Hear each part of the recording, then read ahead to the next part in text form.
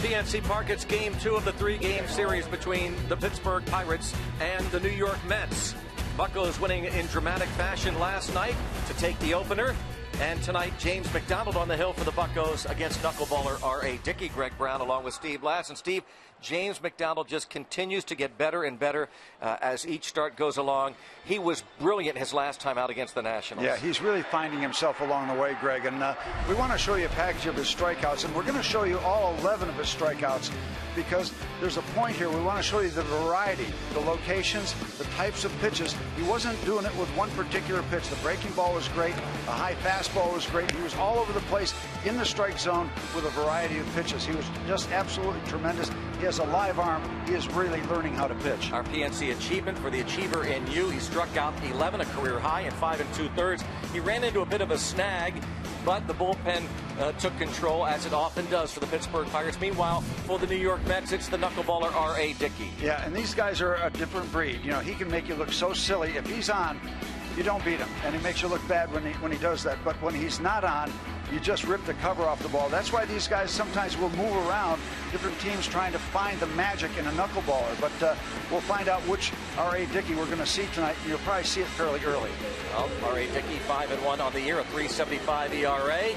He's on the hill for the New York Mets. James McDonald for the Pittsburgh Pirates. It's a pup night at PNC Park as the Bucks and Mets meet in game 2 of the series. Lineups and first pitch coming up in a moment.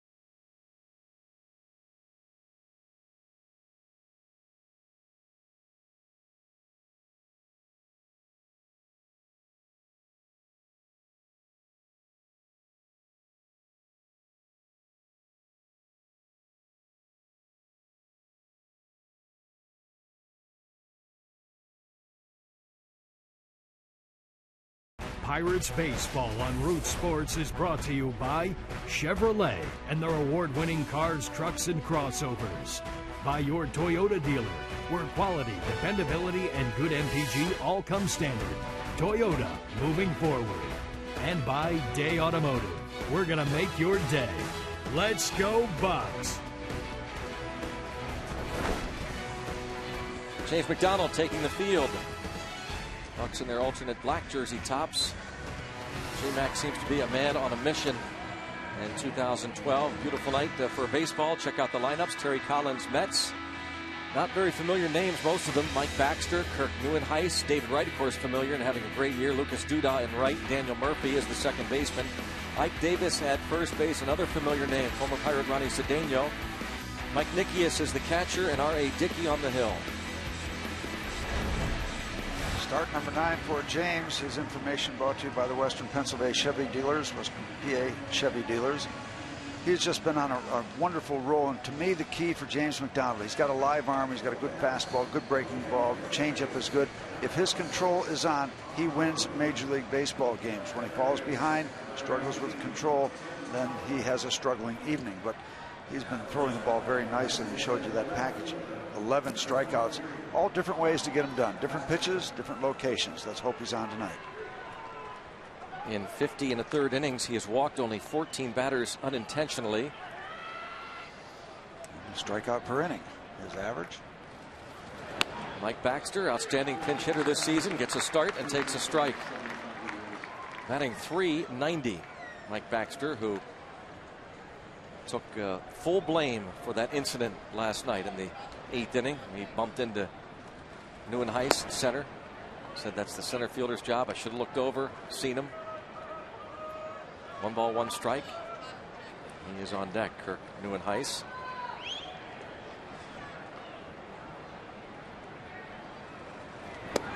Greg, I've seen a lot of classy things in the game of baseball. One of the classiest ones I saw last night after that play when Terry Collins came over and just put his arm around his shoulder and just whatever he told him, it was a classy thing. And now that kind of thing does not go unnoticed by his ball players. 2-2 on Baxter. It's one of the classiest moves you're going to see. Terry Collins in his second year as Mets skipper. Also spent time in Houston and with the Angels in Anaheim. Former Pirates minor league manager and big league coach. Steve Wright, 3. Here we go with the strikeouts. It's the year of the strikeout and lack of offense. That's the combination theme of Major League Baseball this year. Started the at bat with a good fastball and comes right back and finishes it with a good 94-mile-an-hour heater. 1K, and his last time out, we mentioned that he struck out a career-high 11. He struck out 9 of the first 12 Washington Nationals he faced last Thursday in D.C. Strike 1. Kirk Neuenhuis. There's the line. Just ran into a rough patch in the 6th inning. He was out of there after he got a couple of outs. Gave up 4 hits. But he got the W, and there's another strike. Nice little 1-2 combo. Good fastball, good curveball. One of the great numbers you just saw in that line was 1 free pass.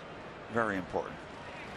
There's that good breaking ball. He's used the curveball, the slider, and he's got that fastball going. And James McDonald strikes out the first 2 men.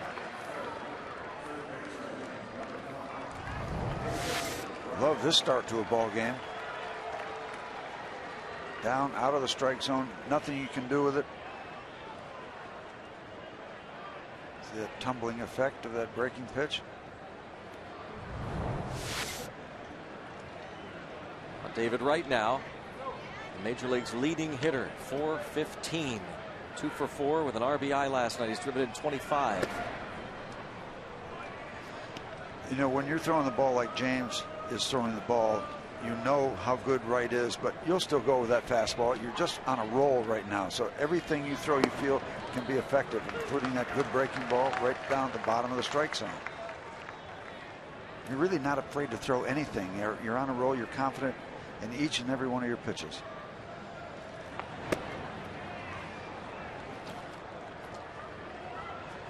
Two and one on David Wright. There are the numbers. The OPS off the charts. 3-1 on David Wright. On base percentage .515, tops in the league. And the Major League's leading hitter. Chased 3-2 on David Wright. Almost the same thing for a hitter. You think you can hit everything. Pitcher thinks he can throw every pitch where he wants to. A hitter thinks he can hit anything that's thrown in his direction. All right, let's guess, Steve. Breaking ball now. Heat. Breaking ball. Heat struck him out. Struck out all three. J-Mac on the attack early. Half inning Mets, nothing. The Pirates come to bat here at PNC Park as James McDonald struck out Baxter looking, doing Heiss and right, swinging.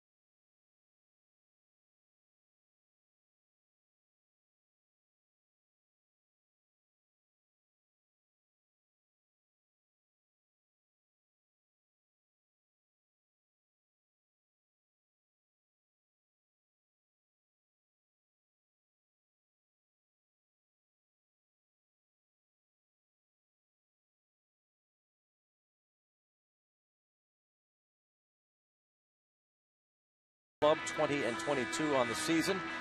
It's Tabata, then Josh Harrison. Harrison last 7 games, a hitting streak where he's batting .346, 3 doubles, homer, 4 RBIs.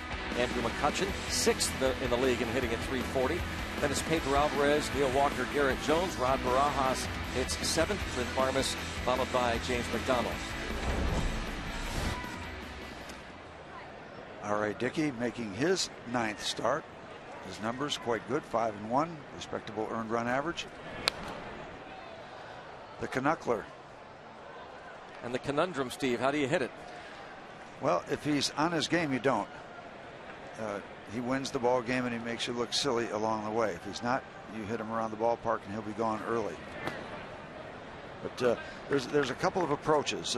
Many people will move up in the batter's box because a lot of the knuckleball pitches are delivered at some point will go down. If you get up there early, there's a fastball that's 76 miles an hour. That's his second pitch. He throws a little spinner up there for an occasional breaking ball.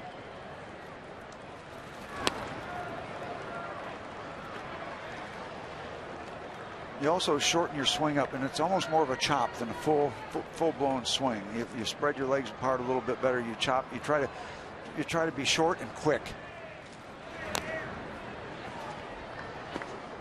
2-2. It's a weird pitch. People ask why don't more pitchers use it? Because it's not that easy a pitch to master, both in making it do what it's supposed to do and then throwing it for strikes if you do make it dance. There's strikeout number 1, R.A. Dickey, with 41 strikeouts on the year. Yeah, last time out against the Reds, he struck out 8 in 6 innings. See the fingernails in the ball, and you'll see the ball coming in. And that looks a lot straighter than it was. Great shot from the AGH cam.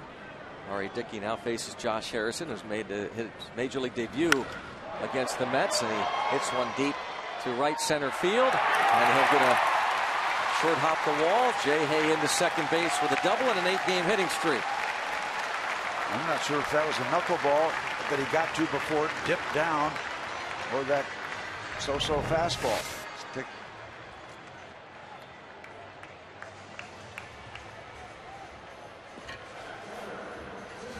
Let's see if we can get a look from the back of the pitcher. Yeah, that's not the knuckleball. So Josh guessed fastball and guessed correctly. A lot of carry, a little sun to deal with in that half moon area that'll go away in a half an inning, but it was there for Neuenhuis, and he was not able to track it down. Pirates in business. Harrison picked up his first big league hit off R.A. Dickey last year. Andrew McCutchen at the plate, 2 for 4 last night, drove in a run, and now has knocked home 21. Now standing OPS 953 on base plus slugging.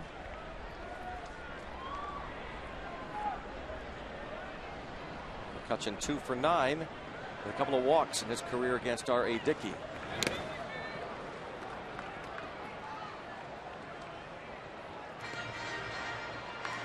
How about catching it? Well, Bob Uecker had the ultimate solution.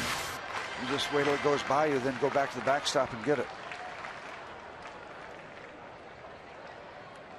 See, it wasn't foul tipped, as you see. It was just off the mitt, and then up against the shin guard. And the mitts are like a first baseman's glove. Some of them are even bigger than that. Fouled out of play off to the right. It's a fascinating pitch, Steve. It's kept people in the game. Some have had Hall of Fame careers with it. How about Tim Wakefield? This is how bipolar you are. The Pirates released him, and it was the proper thing to do. And he goes on to a career with the Boston Red Sox that was phenomenal. Phil Niekro, Hall of Famer. Grounded to short, backhanded by Cedeno. Retires McCutchen for the second out. Okay, first of all, the knuckleball is a misnomer. The knuckleball is not thrown with the knuckles. It's not thrown like that. It's thrown with the fingernails dug in either on the seam or in the middle of the ball, wherever they want to do that. And it's thrown with a stiff wrist. There's no wrist action in it. It's thrown with a stiff wrist, and you get that ball dancing all over the place. So, you know, and knuckleball is a lot sexier than fingernail ball. You know, you can call it a knuckler. You can't call it a fingernailer. You know, it's just nothing exciting about that. Doesn't flow. No. But, everybody tries it because it's so much fun. Yeah, I threw 2 of them in a major league game, and Lou Brock hit one out of the ballpark in St. Louis. And when he's being interviewed after the game, he thought he hit a hanging slider. That's how bad my knuckleball was. Ernie Banks hit the other one in Wrigley Field. This ball tapped to short. Cedeno on the first, so a 1-out double for Harrison. Does not lead to a run. We have played 1, 0-0.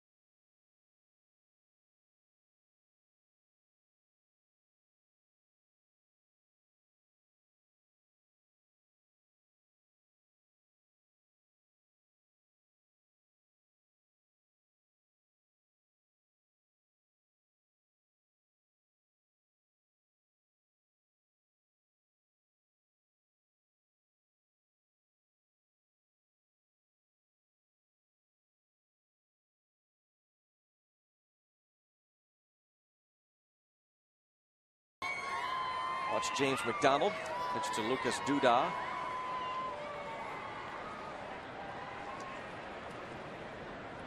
Duda hitting .265, was 1 for 4 last night. Takes ball 1. Rivers Casino tips to win, Steve. Yeah, keep throwing strikes. Your stuff is so good. If you're ahead in the count, you're going to blow people away. Hit the knuckler in the middle of the dance from R.A. Dickey. Popped up. Shortstop. Barmas. One away.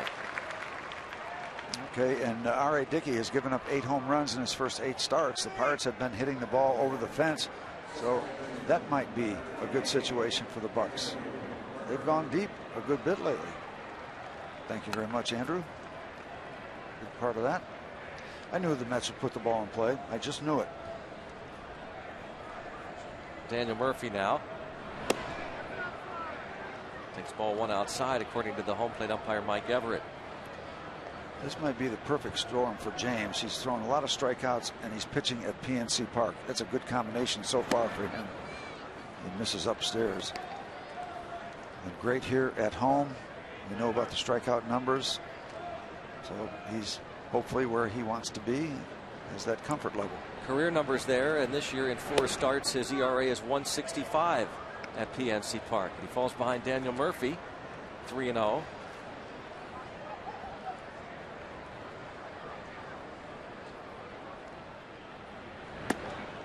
And a strike. Murphy a pinch hitter last night as Terry Collins rested most of his left-handed bats.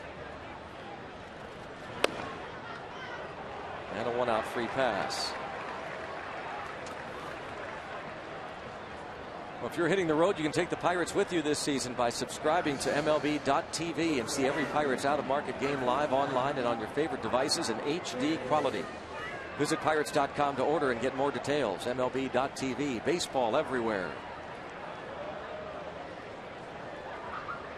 Now the batter is Ike Davis.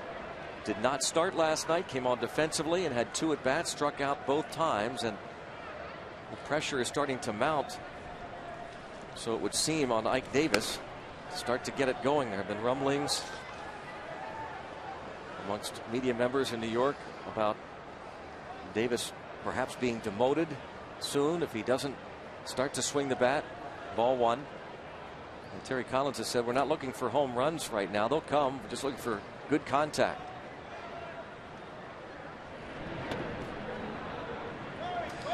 You know, to go along with this package, what we're seeing at home with J-Mac with the PNC scenario and strikeouts, the Pirates have gone 65 innings without booting the ball, without committing an error. So maybe the stars are aligned. A little quicker move to first base. Good defense, good pitching. Well, it works.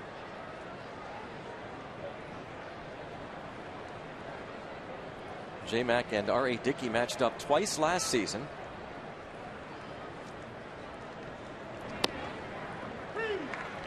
Got the strike call, 1-1.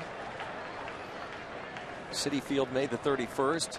McDonald had a no decision. The Pirates won the game 5-1. J-Mac went 6 innings, gave up just a run.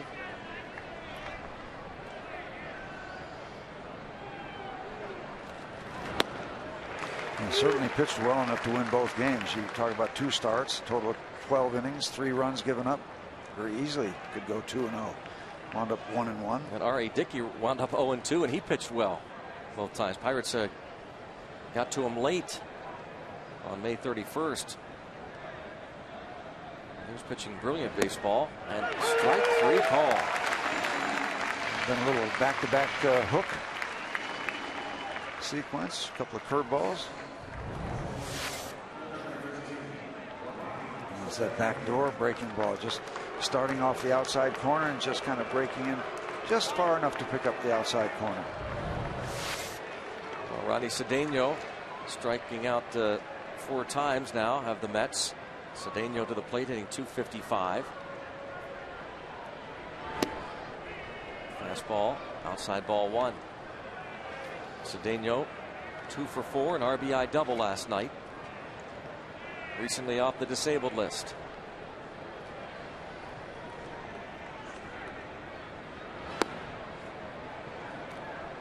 (2-0). Now he's 2-0, but he has made a couple of real good pitches and just barely missing with both of them. fastball just barely missing, the curveball just a little bit underneath the zone. So he's not missing by much. Fastball misses, 3-0.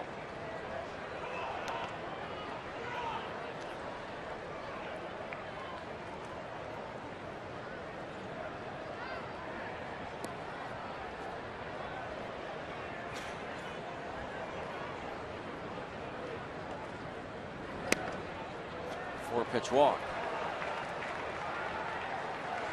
A pop up to start the inning, then a free pass. Ike Davis struck out looking. And now Cedeno draws the walk. And that's what we see every once in a while from James McDonald. You see the dominant stuff with the strikeouts, but every once in a while we get a little funk with the control, a little rut. Catcher Mike Nikias was 0 for 3 last night. He's hitting just 152. Josh Tolley on the disabled list with a concussion. Nikias, the 29-year-old native of Vancouver, one-time draft pick of the Texas Rangers.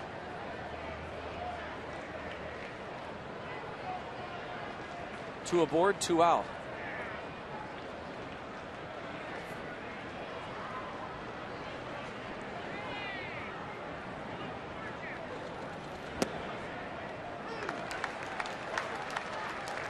Oh, and 1 on Nikias.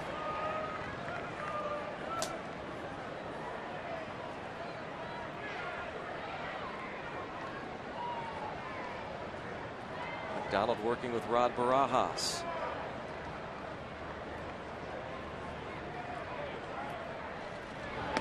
Breaking ball. 1-1. You can afford to be a little careful with the Nikias and try to make your pitches. You got Dickey in the on-deck circle, but if you were to lose the Mets catcher, then you got the bases loaded. It creates a dangerous situation no matter who's up, even the opposing pitcher. Yeah, Nikias hitting just 152. Some of these Mets, kind of like the Pirates, some of them struggling. 1-2 the count now on Nikias.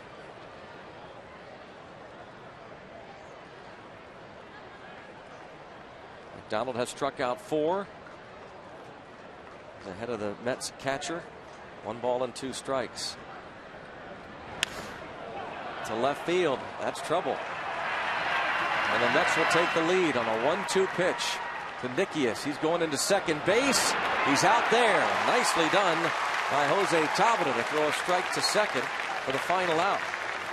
But Nikias delivers the hit that brings home Daniel Murphy. 1-0 New York.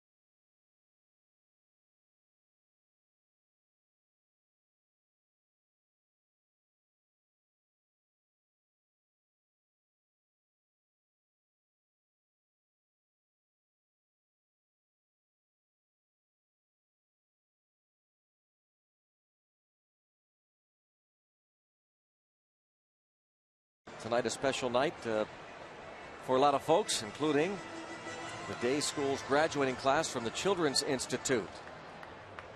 VIP party, very important Pirate party, held monthly here at the ballpark, and some deserving children get a great night out at the ballpark. This is earlier, Clint Hurdle very much involved. Joel Hanrahan, his wife Kim, folks from the Pirates, Frank Coonley, the team president. The night out at the ballpark in VIP style, complete with the private meet and greet with Pirates players and coaches. They get the Pirates replica jerseys, VIP goodie bags for everyone. And entertained tonight here at the ballpark. And the folks at the Children's Institute do a phenomenal job.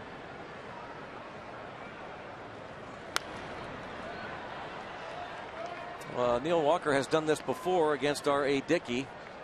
Steve talked about the different approaches hitters take. Well, some are unusual, and in Neil Walker's case, he thinks he has a better shot batting right-handed. Do we know the reasoning behind that? He's got one, but 1 ball, 2 strikes. Just whatever he says he feels more comfortable.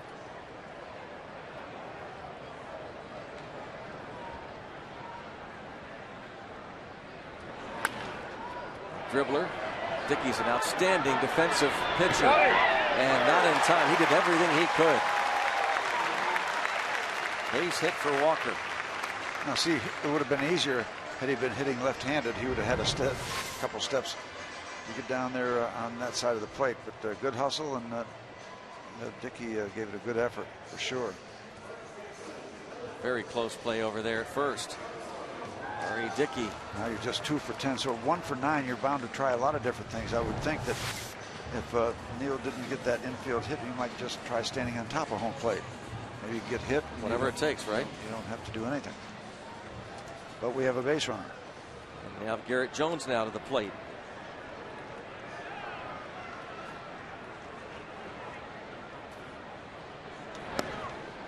And Jones takes ball 1.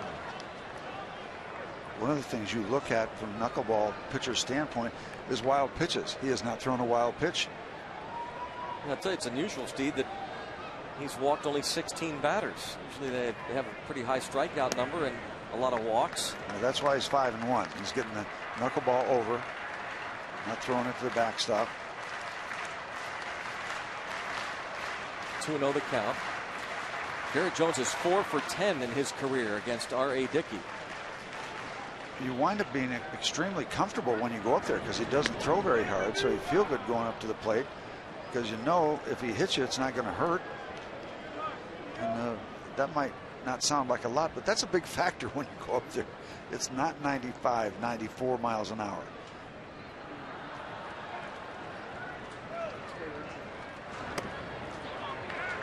And now it goes to 3-0.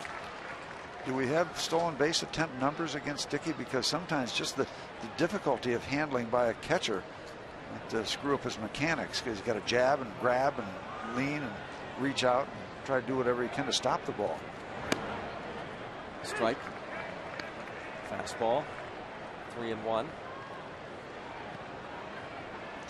I would think there would have been more attempts because as a catcher back there, you're just scratching to do what you can to keep the ball in the middle, just keep the ball in front of you. Quicker move by Dickey. Native of Nashville, Tennessee. He's big enough to throw hard, 6'4", 213, but these guys, it's like throwing darts a good bit of the time. 3-1 pitch. Driven deep to right center field, but that's going to stay in the yard. In fact, at the warning track, the catch is made by Kirk Neuenhuis. Line shot off the bat of Garrett Jones, 1 away. Got a good bit of it, just didn't get all of it. That was in a good hitting zone, and Garrett knew he had a chance to drive that one a lot further. Dickey has given up 8 home runs this season in 8 starts. Yep, combine that with the fact the Pirates have been hitting a bunch of home runs. Talk about an oddity as Rod Barajas comes to the plate now with 4 homers and less than a couple of weeks. The Pirates are last in a number of offensive categories. Last in batting average, .218. They're last in runs, hits, walks drawn, on base percentage. They have the most strikeouts, yet they are 8th in the National League in home runs. They've hit more homers than the Mets, Padres, Giants, Cubs, Diamondbacks, Astros, Marlins, and even the Philadelphia Phillies. Michael McHenry hit the game-tying home run last night off Johan Santana. Although when you play it out, it's not all that surprising, because when R.A. Dickey makes a mistake, it's not like he can get away with it a lot. So when he makes a mistake, they get hit a long way because he's not throwing very hard. Last year, he only gave up 18. That's very good. 209 innings. He went 8 and 13 with a 3.28 ERA. Bounced around a couple of different organizations, Texas, Seattle, for a little bit, Minnesota. Dan Worthen, the pitching coach there, the Mets. That's what happens to knuckleball pitchers. They bounce around. Everybody will give them a chance. There's a swing and a miss there, and that'll take care of Rod Barajas. Because you can look so bad, and that's why you bounce around. But everybody's looking for that magic to find out if a knuckleballer can get consistent. Then you've got a winner. His second strikeout.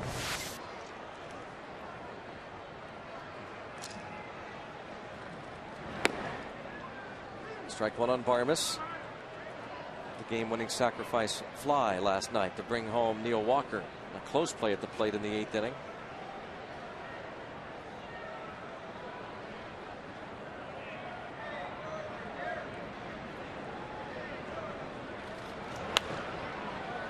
Oh, 2.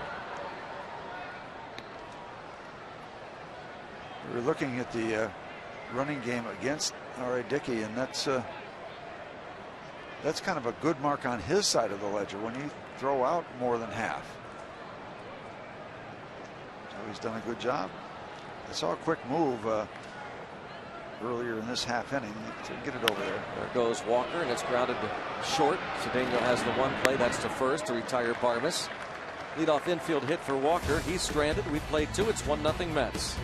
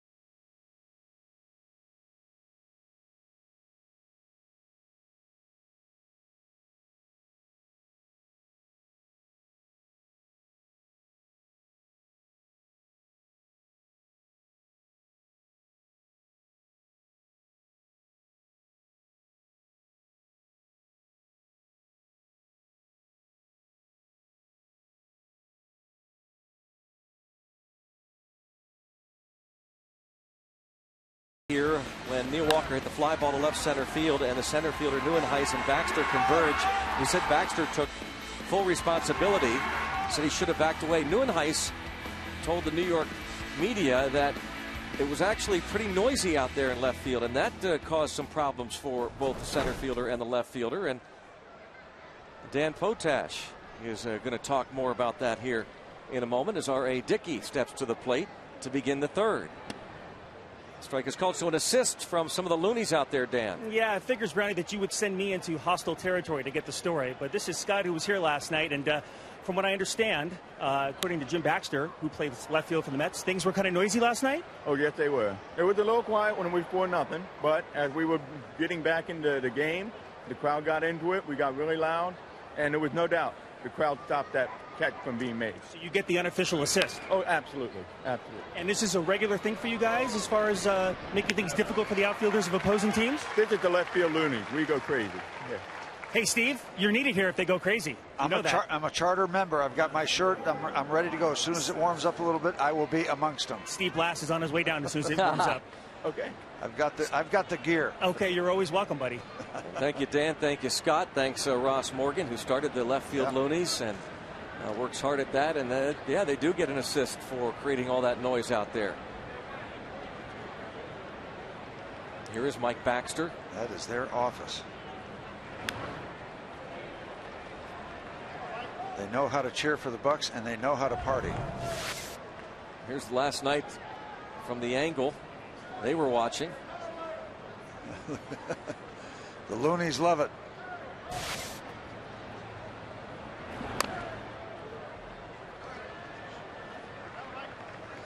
Count 0-2 on Baxter.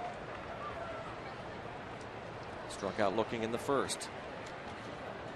Mike Nickius, the 2-out single to bring home Daniel Murphy in the second, giving the Mets this lead.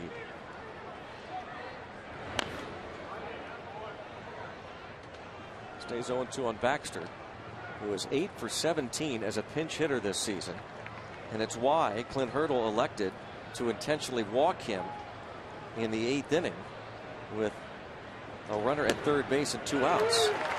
And 2 outs here. Number 5.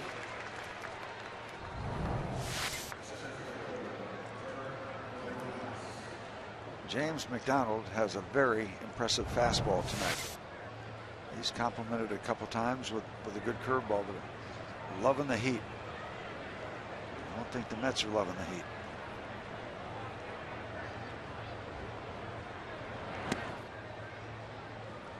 Ball 1 on Neuenhuis.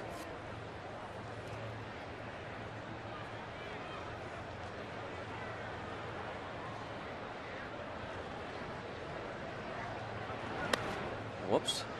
2-0. I think that might have been the straight change. We're going to put that in the back pocket.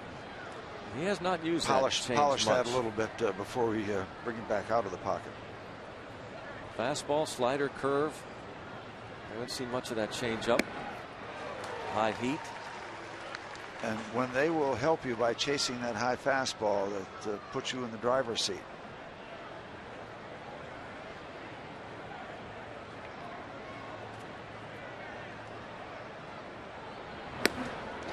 Now, there's the thing, when you're late on a fastball, why not come back to it? I was just going to say the same thing. Yeah. Right here, same thing, right? Yeah, it ain't broke. Don't fool around here, J-Mac. One finger down, Rod, for the fastball, please.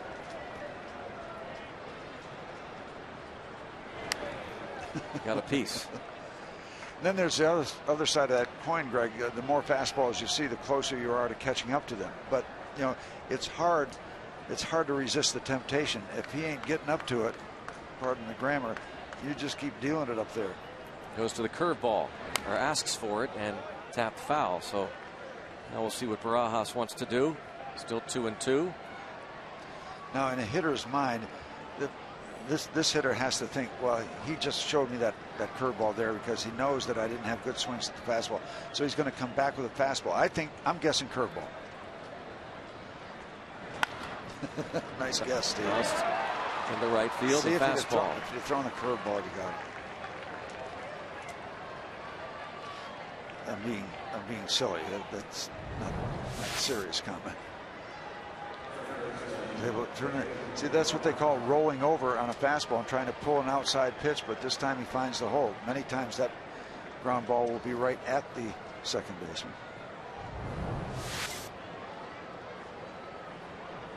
There's nothing wrong with rolling over on a pitch as long as you find a hole or you hit it hard. And that's not a sin. Now, Rock thinks it is a sin.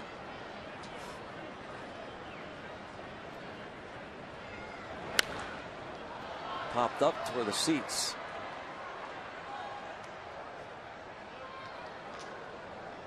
David Wright struck out in the first. Didn't everybody? Yes. Pretty impressive top of the first inning for James.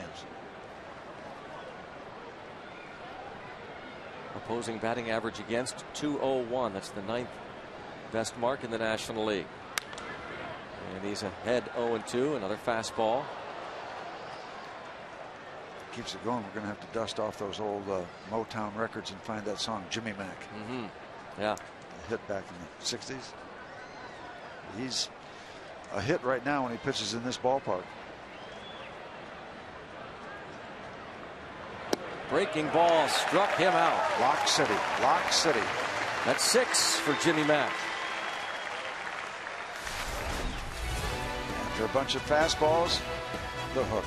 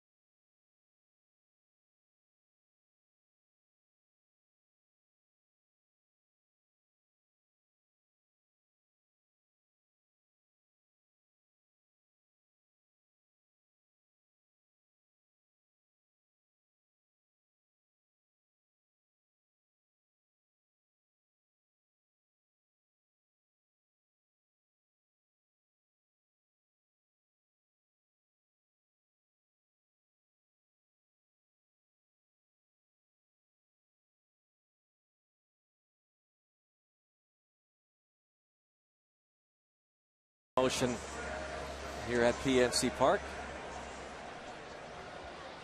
Chance to take your pets with you to the ballpark. James McDonald takes a strike. 2 for 15 at the plate.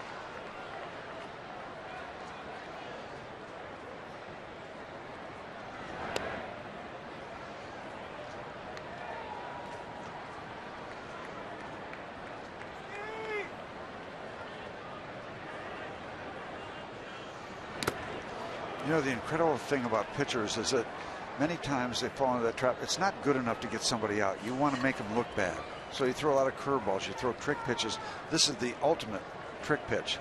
You know, you can get guys out with fastballs and get them out with traditional stuff, but it's more fun to make them look bad in front of their friends and family. Like tricking them. Swing and a miss. The ball goes back to the backstop, but the Mets get a favorable deflection off that limestone. That can go just about anywhere, but it came right back to Nikias. The strikeout, and it's completed 2-3. Pirates host the Cubs Saturday, 7:15. After the game, Zambelli fireworks. Compliments of Highmark. It's also an Eaton Park scratch and win Saturday. All fans get a scratch card good for prizes from Eaton Park. For tickets, go to Pirates.com. That's this coming Saturday night, Pirates and Cubs.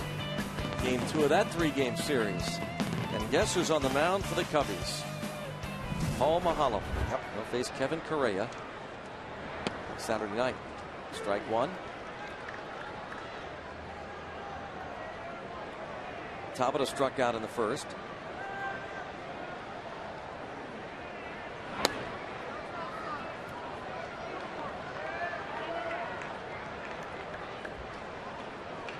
A.J. Burnett and Kevin Correa.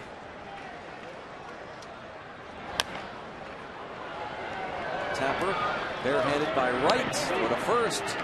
gets Tabata. Kind of interesting approach by David Wright, because he positioned that throwing hand to get the ball, and many times when you have that big hop, you'll involve the glove, but he lines it up, keeps his eye on the hand, on the ball, and is able to make the play. Maybe figuring that Tabata runs pretty well, an exchange would have cost him, but I will see a lot of third basemen still involve the glove on that play. I mean, it's almost like a repetition thing. You've done it so many times that way. A little out of character to just kind of hold the hand there. I've been fascinated by that play for a long time, because it seems to me, Steve, that many times third basemen have to slow down. There's a fly ball hit deep to left, but that's going to be short of the track. Josh Harrison, who doubled to center field, hits a fly ball to left field to end the third. We move to the fourth. 1-0 New York at PNC Park.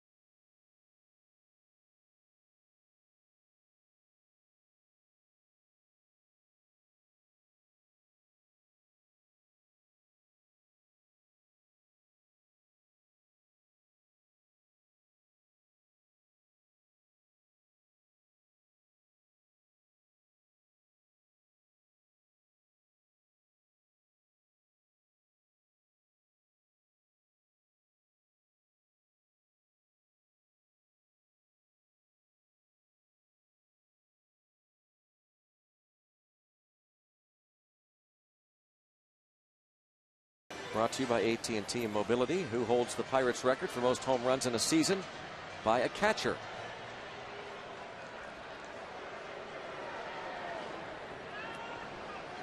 Barajas so far this season with 4, and he's gotten those in a week and a half.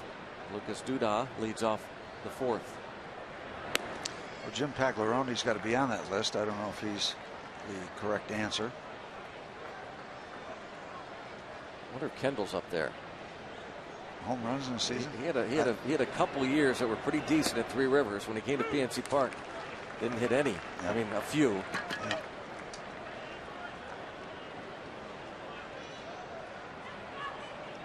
Sangi didn't hit a bunch. No. Hit in the air to left. Tabata retires Duda. How about our guys? What do they got? 7 between them, between Mr. McHenry and Mr. Barajas? Yeah. Since May the 11th, they've combined to hit 5 home runs, and the total with McHenry last night hitting his 3rd, and Barajas with his 4th, so they've combined to hit the 7, as Steve mentioned.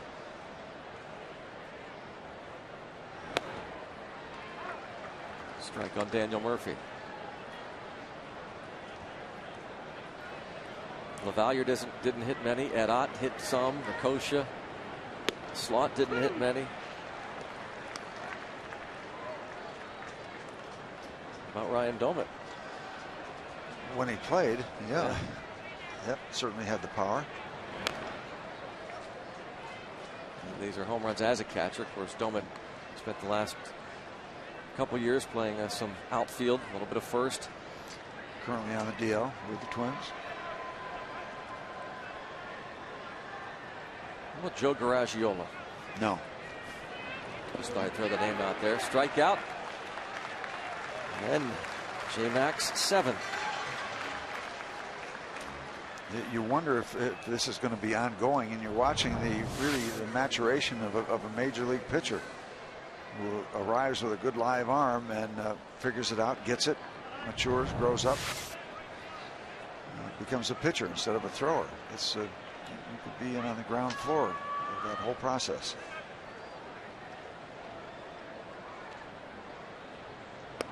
When you look at the strikeout numbers, Steve, last few starts, including his 7 tonight. In his last, make this his 6th start, covering just under 39 innings. He has struck out, what, 52 batters. That's impressive. He's just rolling. He's just rolling.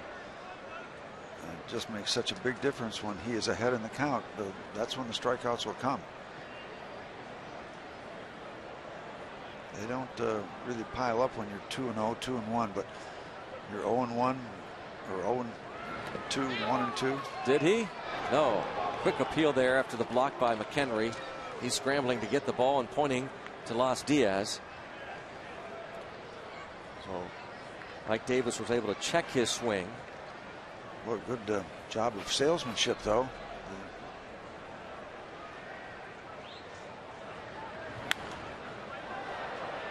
So to the fastball after the breaking pitch.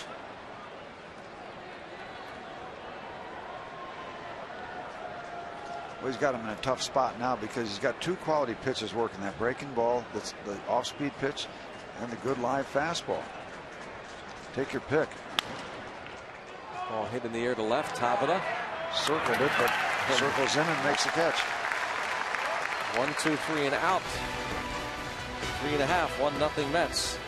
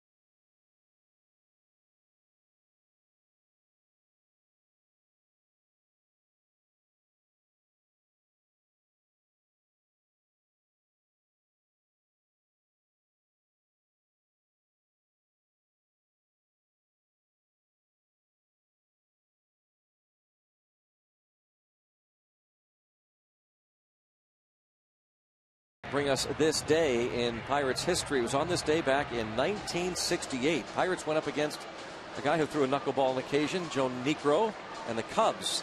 Willie Stargell had a field day at Wrigley. Pops hit 3 homers, 2 of them off Niekro, 7 ribbies, went 5 for 5. Also hit the top of the fence with another shot. And he bounced back onto the field for a double. Thanks to Day Automotive, we're going to make your day. What a day it was for Captain Willie in 1968 at Wrigley. Just a day at the office for Willie. He tortured that team at Wrigley Field. And the guy in particular, whenever we used to bring it up, Ted Abernathy. I don't know if we can ever dig up the stats for Willie Stargell against Ted Abernathy. Well, someday we will. It was just cruel. 2-1. Joe Niekro fashioned a fine career when he was kind of a pitcher that was bouncing around and got the hang of the knuckleball for however he got it from Phil or wherever he got it, and he just won a ton of games after that. A ton. Mainly with Houston. Yes. If I'm not mistaken, Joe might have won close to 200 ball games. On the other hand, it might have been just like 87. Yeah, well, yeah, but it was a lot. Phil won 300. Yeah. Pretty good brother act.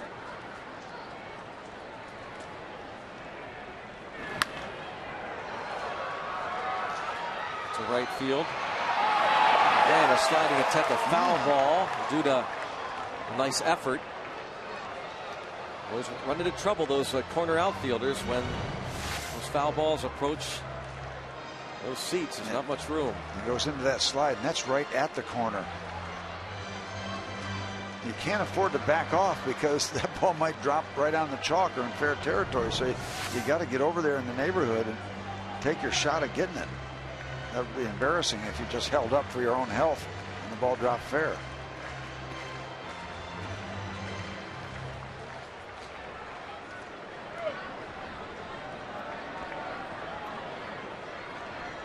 Two balls, two strikes on McCutchen. Alvarez next, then Walker. Ball was dropped initially, and McCutchen took off right away.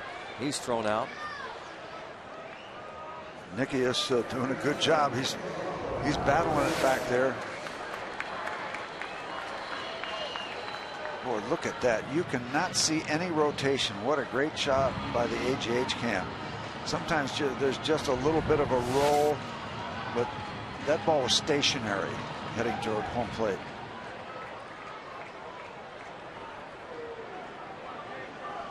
Alvarez grounded out to short in the first inning.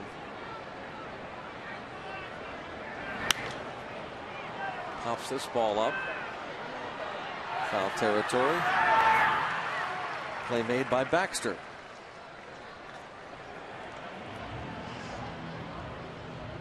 I'll say Pagliarone. Back to our trivia question, brought to you by AT&T. Regarding long balls from Pirates catcher who holds the record for most dingers in a season by a Pirates catcher. Good call, Steve. 17 in 1965 for Pags. Doman hit 15 in 2008. Yeah, the late Jim Pagliarone.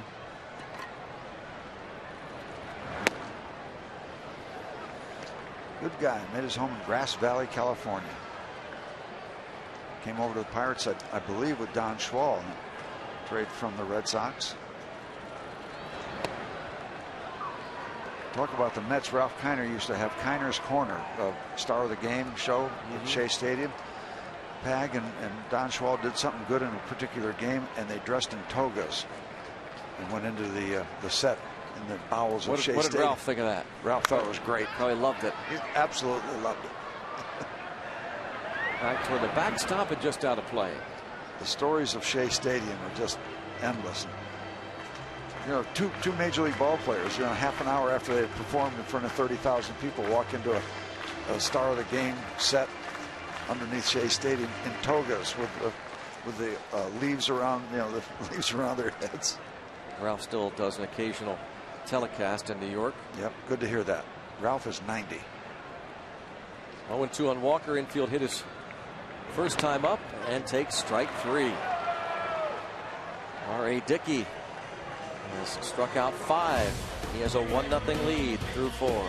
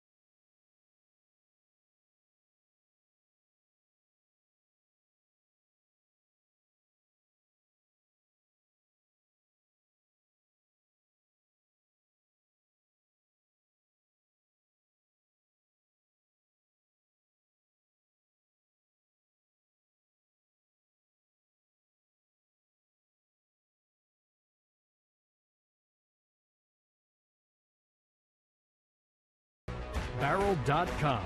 Definitely worth the click. By PNC Bank for the achiever in you. And by Chevy Cruise, which offers EPA estimated 42 mpg highway. Let's go, Buck. James McDonald against Ronnie Cedeno. First pitch swinging and fouled out of play. Bottom third of the order. Cedeno walked in the second. McDonald has struck out 7. And guess what? We're at a major league game at PNC Park, and there's a whole lot of pitching going on. News flash.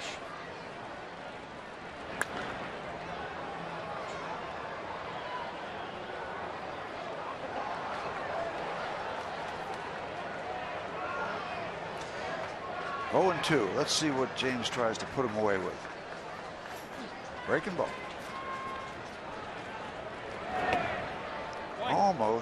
Almost got Ronnie to chase. Try it again. It was up. It popped out of play. He's tried the curveball back to back. And a major league hitter, when am I going to see the fastball? When am I going to see the fastball? I got to guard against the fastball. Or will he try to think that I'm thinking that and then throw me another breaking ball? Now the slider.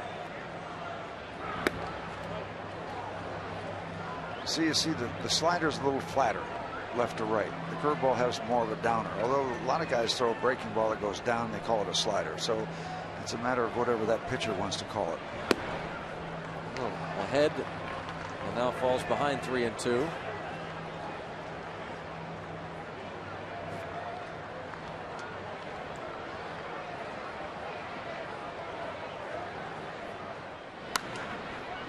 Pops this one up and maybe playable. No. Jones was ready to reach that big paw over into the camera well. Still 3-2.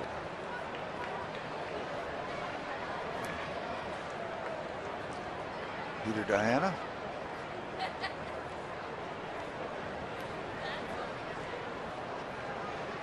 A lot of his work in the Pittsburgh Post-Gazette.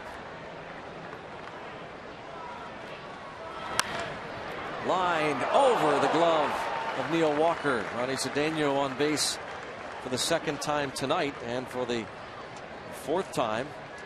First 2 games of the series. A leadoff single. Well, they saw a lot of pitches there. A lot of pitches. Upstairs, not quite high enough. Of course, if you go much higher, you're going to walk him, and he'll take that. Neil that close to bring that ball back down. Well, what a reaction from Rod Barajas on that previous shot. He's into it. Mike Nickius singled in a run, the run in the second. Just his 6th RBI. And here's a key man for James, because you don't want 2 men on. Go to the pitcher, allow him to bunt the runners over. You're down 1-0. Dickey is looking tough. You get him, you're probably going to have Dickey still bunt, but it takes the sting. You don't have a lot of offense working.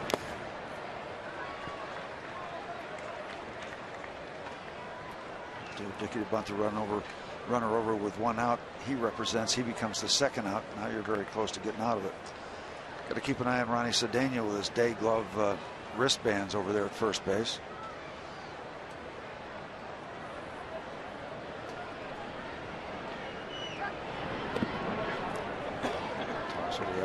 Talking last night about, he looks like that NFL official that calls timeout and lets them know when they can resume play over on the sidelines.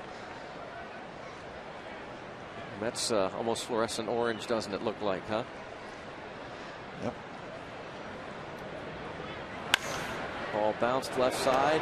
Barmes, quick throw to second, and the throw from Neil Walker pulls Jones off the bag. That would have been a great double play, as Barmes did a super job getting that ball to Walker.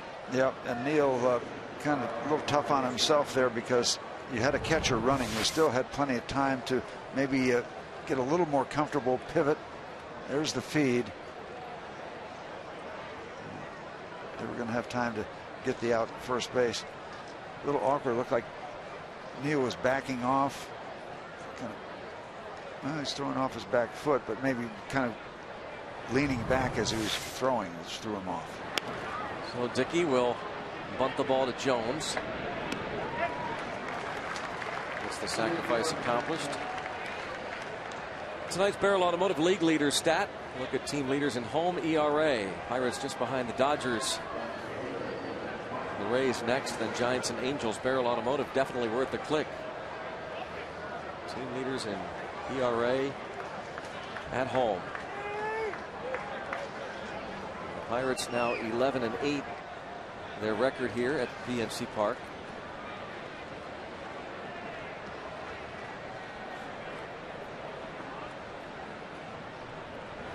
And that's why getting Nicky was such a big deal. So now you got a runner at second base with 2 outs. Even if he gets in, minimal damage. But if you didn't get him, you bring Dickey up. Now you got runners at second and third with 1 out. A whole different feel, whole different look. Falls behind Mike Baxter 2-0. Has struck him out twice.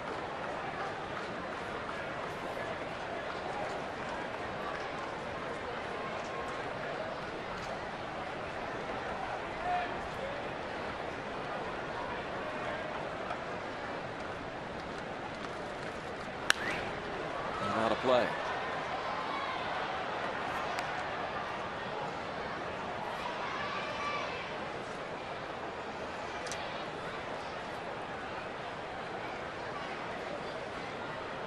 Nicky is at second, 2 outs.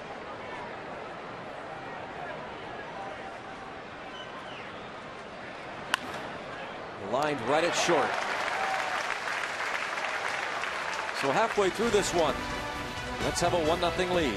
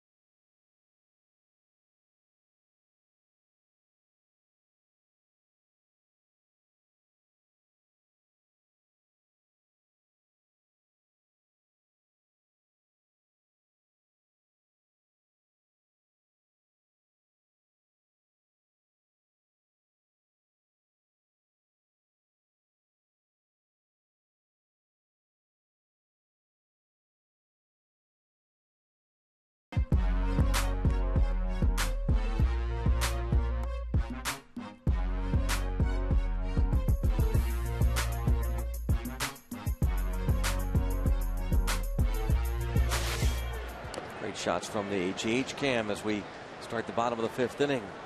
Garrett Jones lined the ball to the warning track in right center field off R.A. Dickey in the second. Rod Barajas to follow. Kind of neat looking at that shot of David Wright lining that ball up with his bare hand and having the hand completely open. I mean, you can't throw a baseball like that, but he wanted to hedge his bet by just making sure he had enough of his hand ready that he could get it, and then he can adjust to a throwing grip. It's like a claw. You could see it so great on the AGH cam.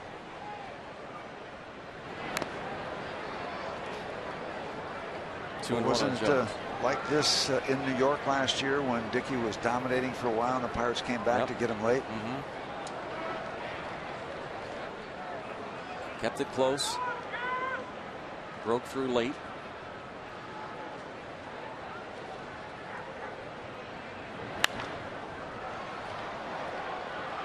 Can't get much closer than it is right now.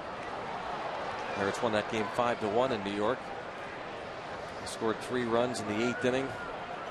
And Neil Walker, 2-run single. Josh Harrison had an RBI single in that 3-run 8th.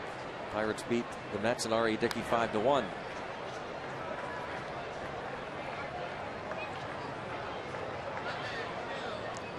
Walker has one of the 2 Pirate hits. It was an infield single.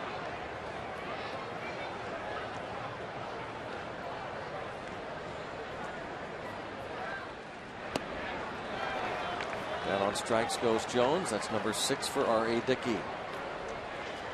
You see the Pirates on the diamond now get an exclusive behind the scenes look at them off the field on an all new Inside Pirates Baseball. Here are Buck Money Moment, Pirate Tales, AGH Plays of the Week, and much more inside Pirates Baseball. Saturday at 6:30 on Root Sports.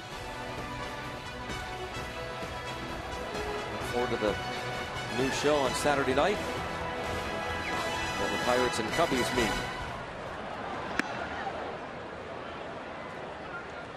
Barajas spent part of the 2010 season with the Mets.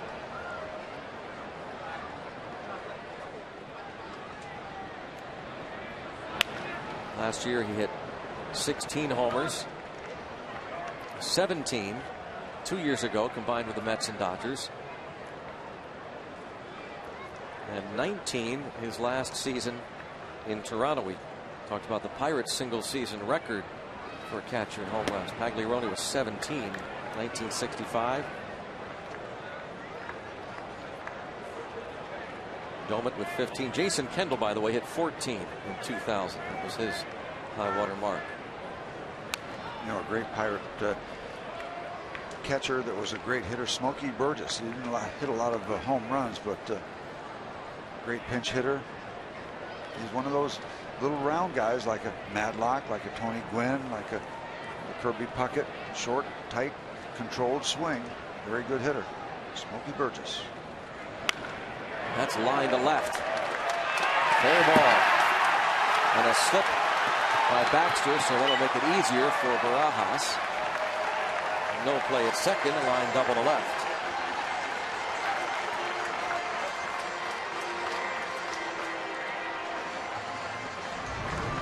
This ball didn't have time to hook foul. It's hit so hard.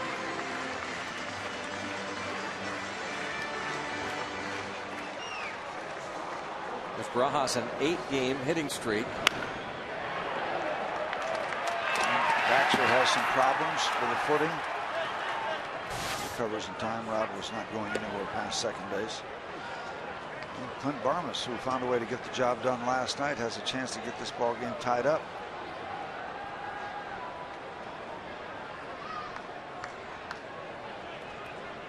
Be interesting too, because Barajas obviously does not run well. This is going to be a pop up to shallow center. 2 down.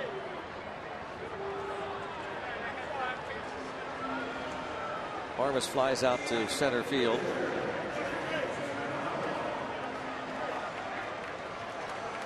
Had some experience trying to hit against Phil Niekro back in the day. It was always comfortable because, you know, you went up there, he was not going to throw fastball by or anything. I almost got one out of Atlanta Fulton County Stadium, but a guy that works in our organization now, Mike Lum, was able to pull it in right in front of the fence. Of course, I might be exaggerating. He might come in for the ball. No, not you. Come on. Almost got Phil. And that was in Atlanta? Yep. Mike Lum was a left fielder that night.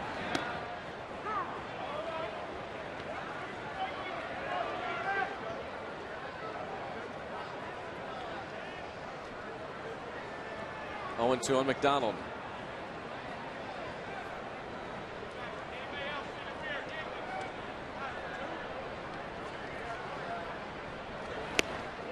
He strikes out looking. It's number 7. It's still 1-0 Mets.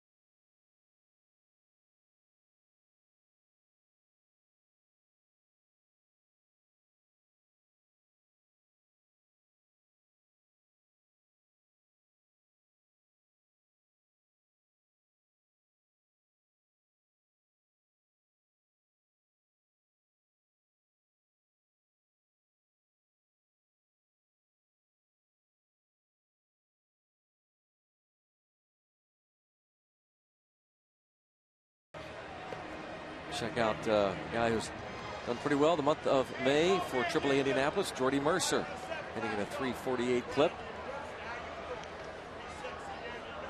7 RBIs, 9 runs. Indy won again today against Buffalo, the AAA affiliate of the New York Mets. Matt Haig is his first home run. So there's a good news. young man down at Bradenton tearing it up by the Hanson. His last name is Hanson. He's like 350, 360 somewhere. So tearing it up. Oh, Cheese Chester. Sauerkraut Saul. He's doing the Zoltan Z. Even he's caught up in it. Kirk Neuenhuis has struck out in single. Didn't help Saul, though. He finished third, I think. Yeah. You back it up into like L or M or something. Deep in the alphabet. Saul, Onion, and Chester. 1-1.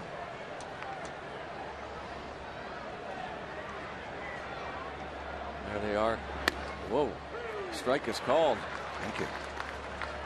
1-2. The pitch kind of got away from McDonald.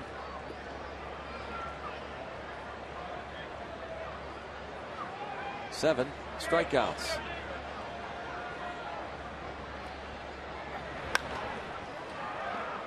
Fly ball to center, McCutchen.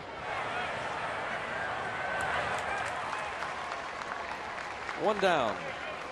Root Sports paying homage to Little League Baseball during our June 10th telecast and looking for some local teams or stories to feature on the air. If you have a great Little League story or a team that you'd like us to pay tribute to on June the 10th, just visit rootsports.com and submit your information.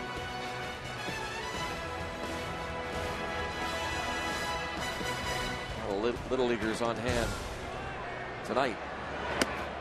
Their time of the year. Ball one. David Wright has struck out twice, swinging in the first, looking in the third.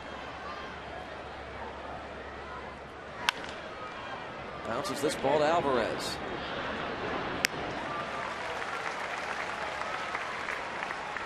Another one of those nights. Just get James a little bit of offense, because he is pitching himself a fine baseball game. 27 years old. This is ninth start of the season.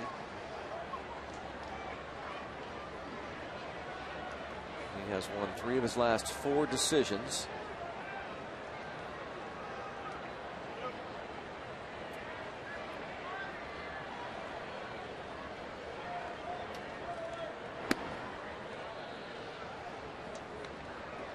Ball one on Duda. Pop up to short, fly ball to left.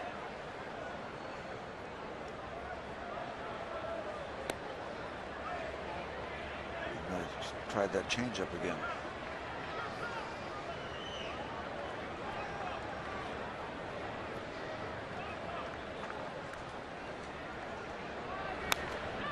Two and one.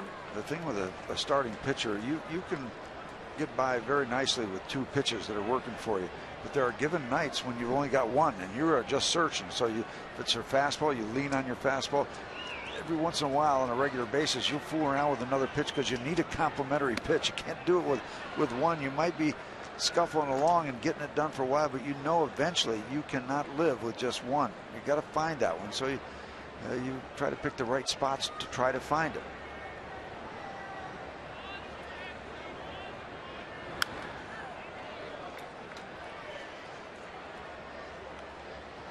And then if you can add a third, you got your fastball, you got your curveball, either add a slider or a changeup.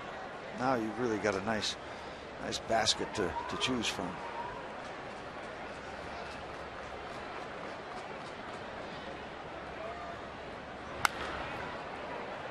Hit in the air to left. And Tabata puts it away. James McDonald has allowed 1 run on 3 hits through his 6 innings. Trails 1-0.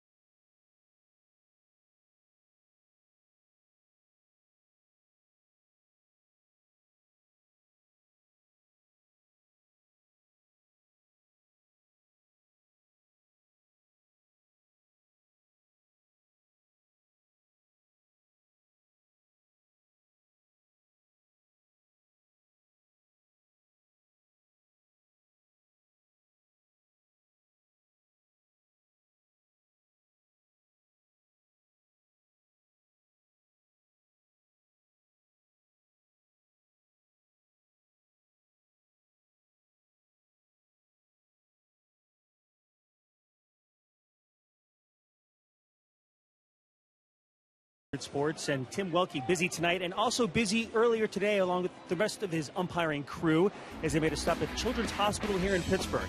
Thanks to the Umps Care program, all of them brought a Build-A-Bear stuffed animal, I should say animals, to patients who are fighting cancer and other serious illnesses. Major League Baseball umpires have hosted 65 of these events since 2006. So who says umpires are bad guys? Come on. Umpires have heart. They're great guys. They really are. A bunch of great guys here. Thanks, Dan, for that. This ball swung on and missed. Tabata struck out and grounded out. Pirates with just 3 hits. Dickey has 7 strikeouts.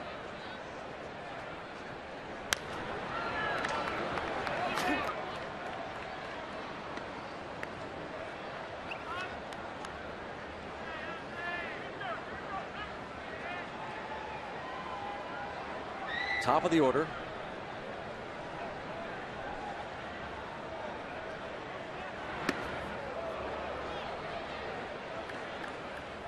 One and 2.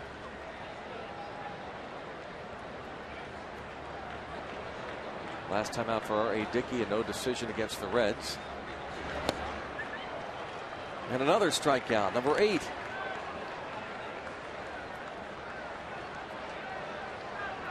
Back by popular demand, it's the Pepsi Max Pack, available every Friday and Sunday Pirate home game this season. Get a hot dog, pretzel, Pepsi product, and an outfield box seat, all for just $24 for tickets. Go to pirates.com/Pepsi Max. R.A. Dickey getting close to that career high, 10 strikeouts that he posted last year, that game we talked about at the end of May against the Bucks. Strike called on Harrison, who has doubled and flied to left.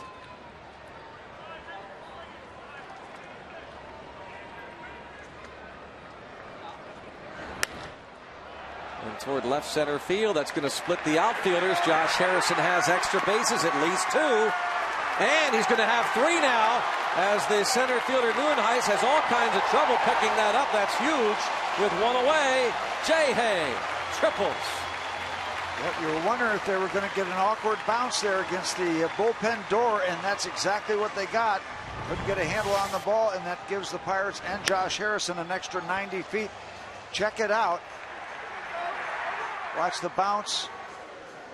Yep, and Josh has that right in front of him, so he ambles on over to third base.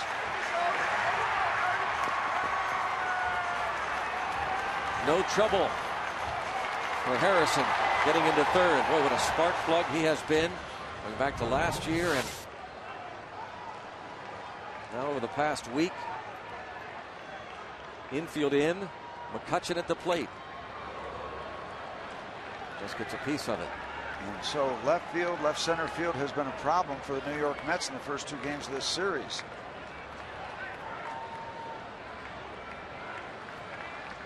See if Andrew can find a way to figure out the bouncing ball coming in from the pitcher. Very close. Steve, you mentioned this stat that about R.A. Dickey and the wild pitches. Not a ton for a knuckleballer. None this year. Over his career, his pitches taken for ball since he learned the knuckleball in the mid-90s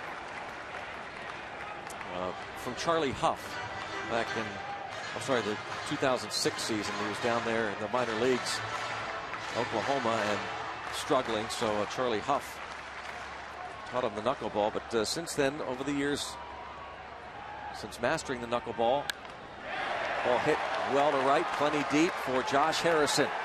This should tie the game. Here's the throw to the plate, and it will easily. He's in standing up. Sacrifice fly for McCutchen. It's 1-1.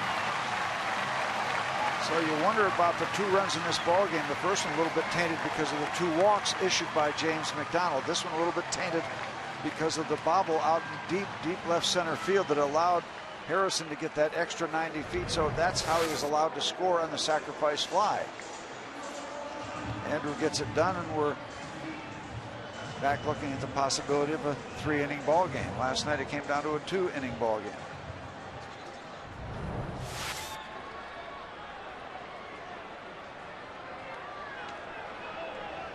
Alvarez now has grounded out and fouled out. Terry Collins watches as Alvarez lines a single to left.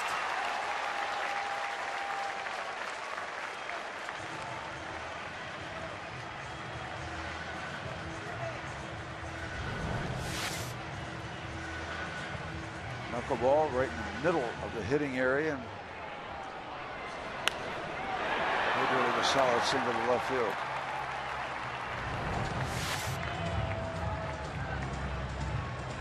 Alvarez 1 for 4 last night. Now Neil Walker.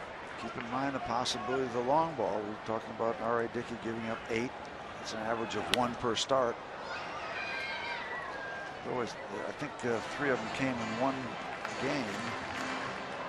Yeah, that was against Atlanta. Atlanta, his 3rd start. So since then, just 3 and 5 starts since then. But the possibility exists. Blocked there by catcher Nikias.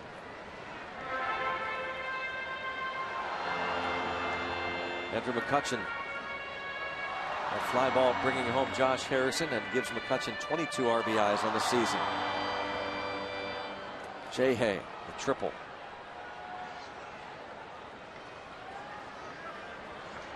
Owen Heiss, trouble with that ball off the fence.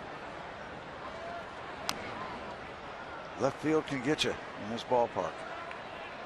And left center.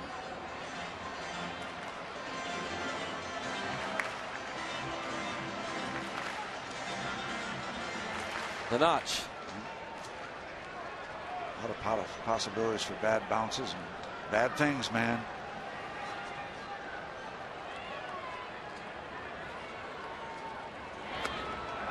Swing and a miss, but the ball gets away. Walker toward first. And a nice play by Davis with the stretch, as Nikias was able to get to it as it rolled toward the backstop. That's the 9th K, but the Pirates have tied it up 1-1.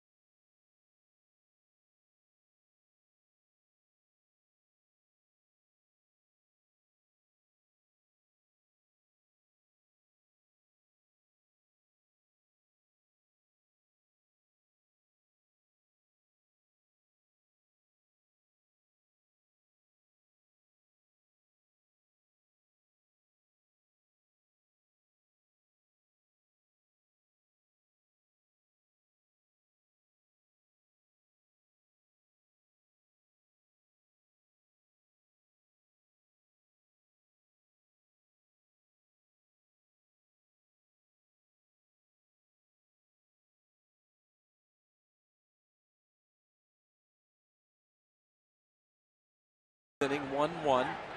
Daniel Murphy has walked and struck out against James McDonald, and it's ball 1. Pirates have now out-hit the Mets 5-3.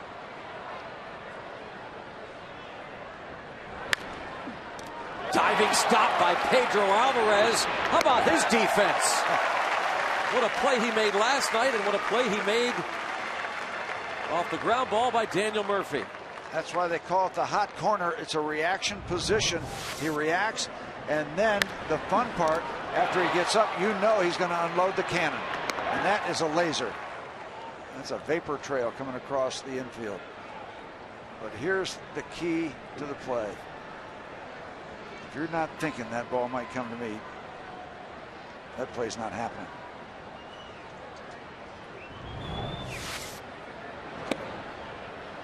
Slow breaking ball for a strike. The great defense for the Pirates continue as now they are working on inning number 72 in a row without committing an error.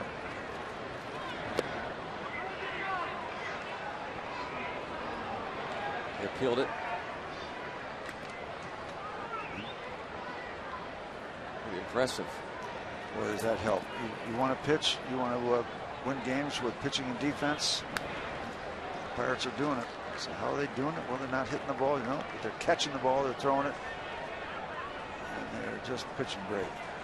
Starters and the relievers. You win a lot of games when you pitch like this. Yeah. Say you win with pitching and defense. Well, the Pirates waving that magic wand. Ball line foul. I mean, despite, and we talk about this a lot, but despite the furor of the lack of runs being scored, this Pirates team has a chance to be within one game of 500. They start the day just 3 back of the Cardinals in the Central. Slow curve, and he got him.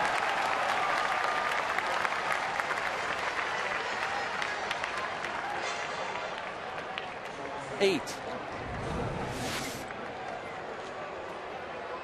The thing that's impressing me most is he's not doing it with one pitch. He's not blowing people away with a fastball. He's getting kind of equal distribution with the off-speed pitch or pitches, slider and curveball, and the fastball.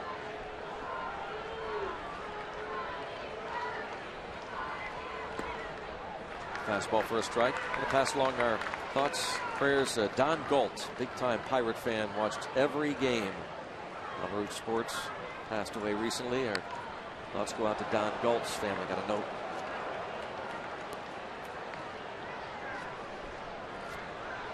Never missed the Bucks. 0-2.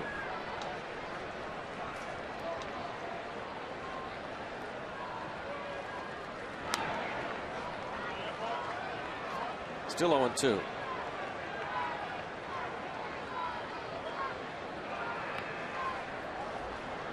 He's going deeper into games.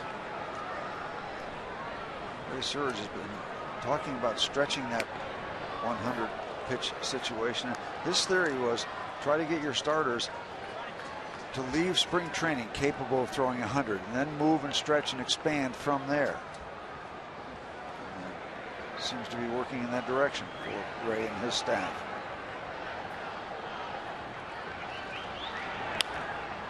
Oh, Alvarez made another stop in foul territory.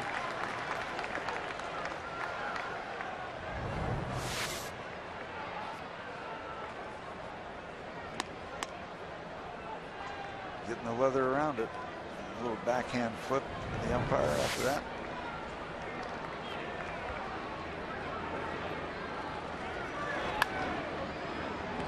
Alvarez tries to cut the ball off, but the ball is dropped. You can't get Ronnie Cedeno out. What is that all about? How is that going to be scored?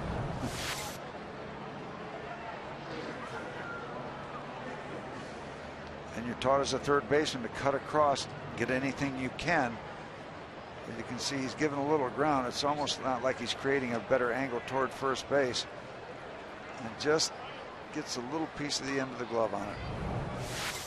We'll give Cedeno a hit. He's there with 2 outs. Mike Nickius, the catcher at the plate. R.A. Dickey on deck. Bullpen working. Bouncer to Alvarez. High throw, but easily made by Walker. 7th inning stretch here. Going to keep it right here as the folks enjoy great baseball tradition and enjoying watching James McDonald work his magic, striking out 8, allowing just 4 hits. The Pirates tied up at 1. For the 7th inning stretch, we invite you now to stand, follow the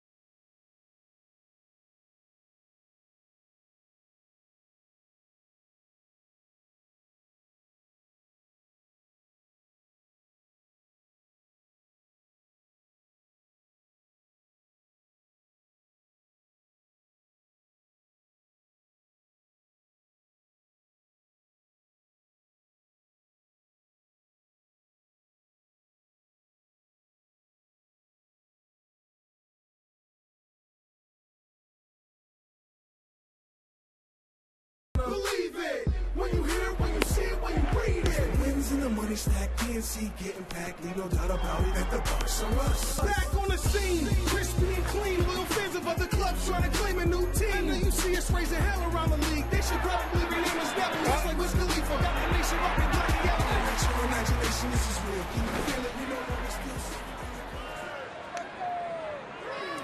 First pitch strike to Garrett Jones. We start the bottom of the 7th inning. James McDonald, that might be it for him. The bullpen is working. We'll see as the pitcher spot due up 4th. 0-2 on Jones. He's lined out to the track in right center and struck out. R.A. Dickey has punched out 9.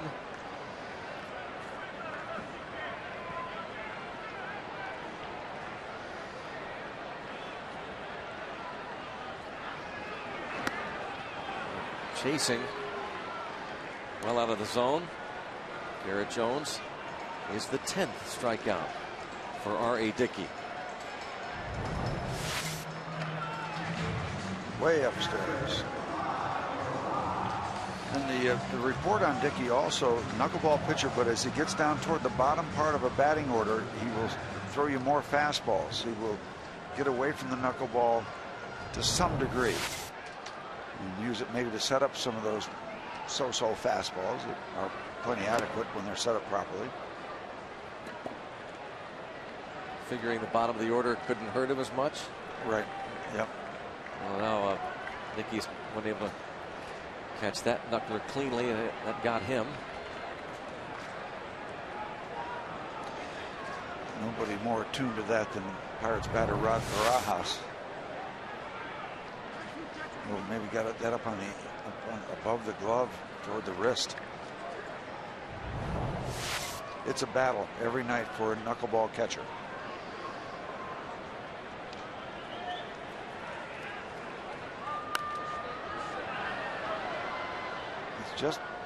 It's just hard.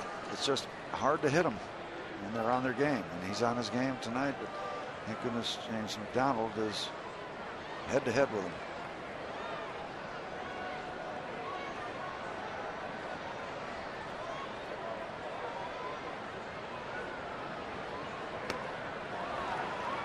Number 11.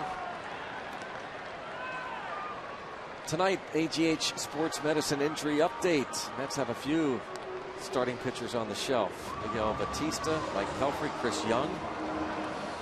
Batista just recently on the DL, strained lower back. Pelfrey out the right elbow injury and likely out for the year. Chris Young out indefinitely. Our injury update brought to you by our friends at Allegheny General Sports Medicine, official medical provider of the Pirates.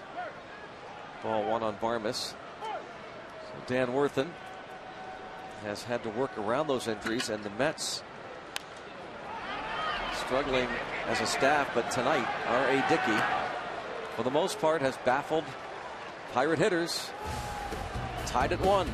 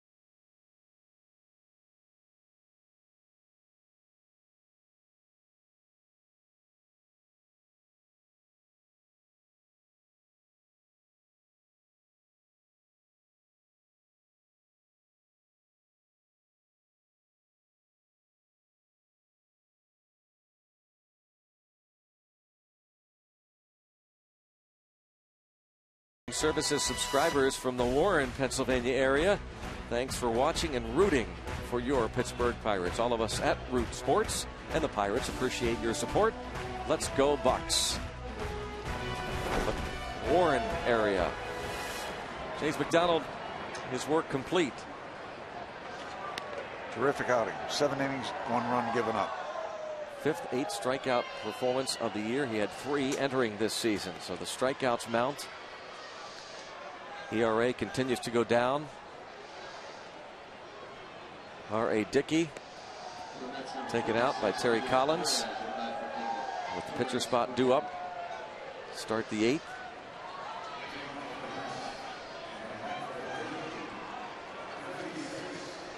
By the way, very impressive piece in the Post-Gazette today written by Ron Cook in reference to the issues that R.A. Dickey has faced and dealt with. And written about now. And written about, yep. R.A. Dickey.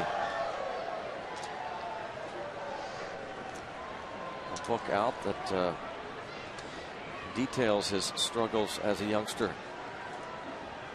Juan Cruz faces Andres Torres.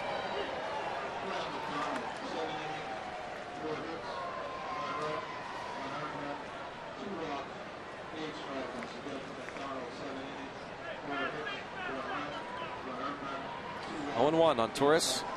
Cruz trying to keep it right where it is.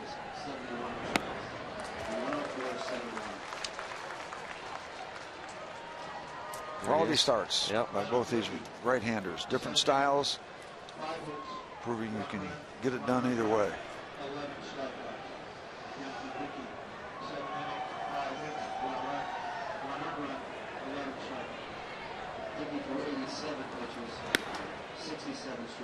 One ball, 2 strikes on Torres.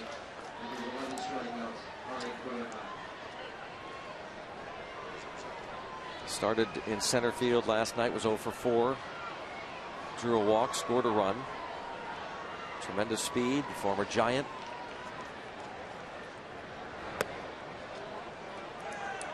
Hitting 160 from this left side of the plate. 1-1 ball game in the 8th inning. You do not want any speed on the base paths.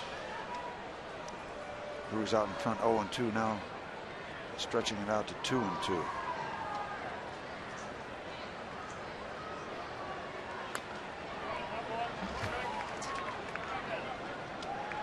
Good numbers for Juan Cruz. ERA under 1. 0.56. Gaudy numbers for this entire bullpen.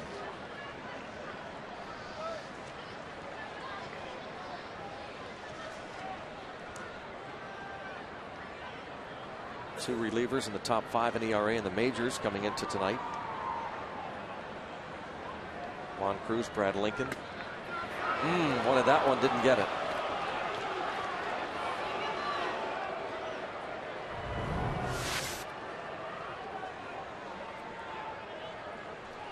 And it was outside. Barajas did a nice job receiving it. 3-2. Big pitch coming up in this baseball game right here. Struck him out right here. Started out well and had a good ending. Not going to get fancy here. Good fastball right on the outside corner. Big out here in the top of the 8th.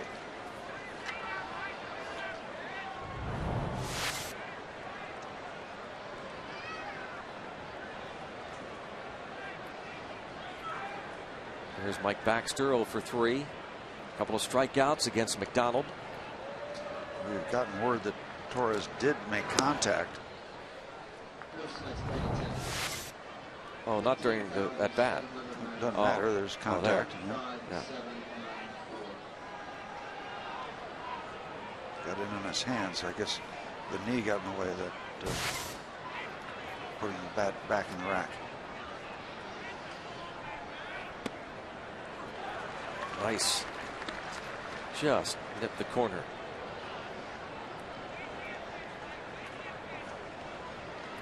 I missed the attendance, Greg. 15,794. Watching a good one. If you like pitching, you've enjoyed this so far. And don't forget, it's tomorrow afternoon, not tomorrow night. Come on out. Daytime baseball. Final chance to catch the Mets. Their only trip in. Charlie Morton for the Pirates against lefty Jonathan Neese.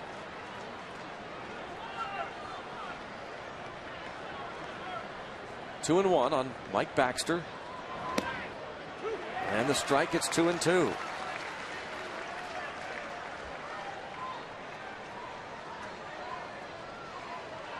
Important to get Baxter and try and get Neuenhuis and keep David Wright on the bench for another inning. Pirates will have the pitcher spot due up in the bottom of the 8th.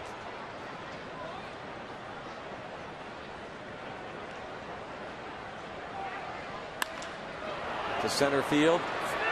McCutchen was frozen for a moment and dropped the ball.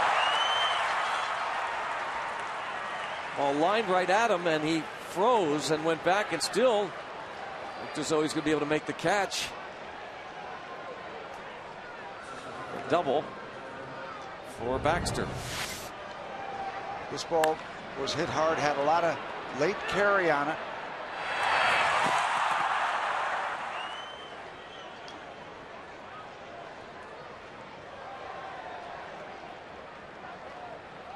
We don't have to tell you that McCutchen thinks he should have caught that. That's the first thing he would tell you. And now Juan Cruz with a challenge. It was Jared Hughes with a challenge late in the ball game last night.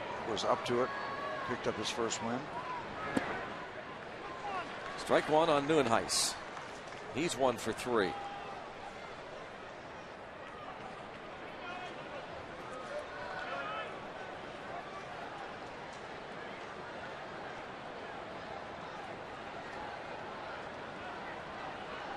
Lefty's batting .280 against Juan Cruz.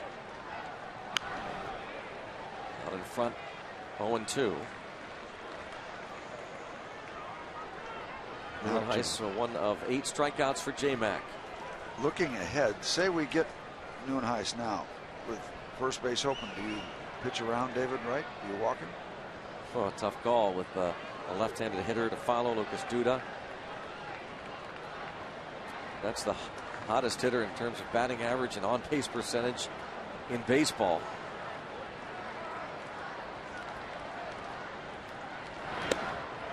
Close. Again, Cruz wanted it. Almost got that backdoor breaking ball to spin in enough to pick up that outside corner.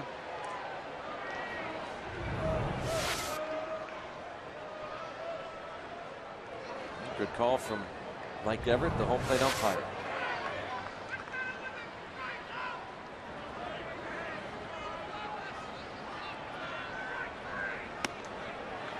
Another close. Well, when you're out in front 0-2, you have the luxury of trying to make that perfect pitch. Juan just missing with a couple.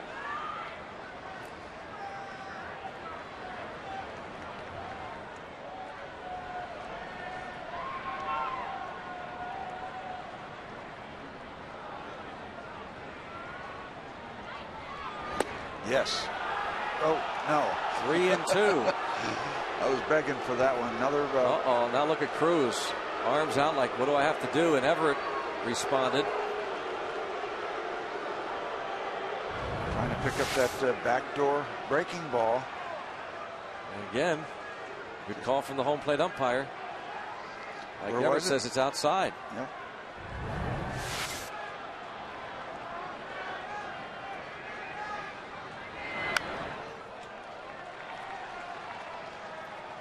Got into a situation with an umpire like that, and I said, "What do you want? Where do you want it?" He said, "How about the strike zone? You know, just get it in the zone. Just shut up and." Thank you very much. Yeah, that's enough. Any other questions? So Neuenhuis fouls off the 3-2 pitch. David Wright on deck.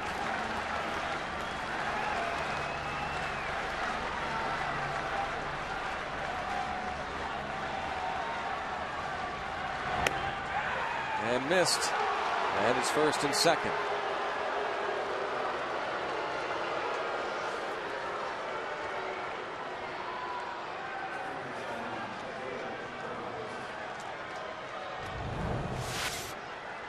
Still trying to pick up that outside corner with a breaking ball. Still that curveball rolling around the strike zone instead of getting in close enough to pick it up. Well, Resop will get up, but you get the feeling the game could be decided right here. Yep.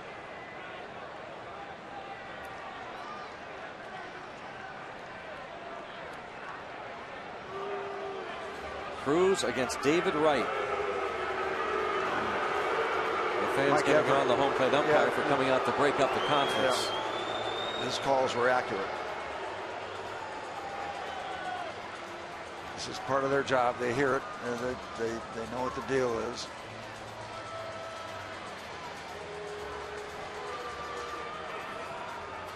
Not much of a history for Cruz against Wright. Just to 4 plate appearances. David Wright 0 for 3 with a walk and a couple of strikeouts. Highest batting average in the majors. On base percentage the best in the majors. Best road batting average in the major leagues. And this is obviously who the Mets want at the plate right now. Here we go. Strike one, and crowd an exaggerated cheer.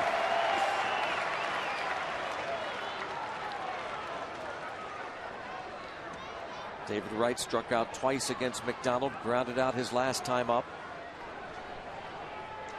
He starts him out with a good fastball on the outside corner. 1-1. That's pretty good plate discipline there. That's an attractive delivery. It's high. It's tough to get the bat up quick enough and level enough to hit that ball with a lot of authority. It's a good take by David Wright.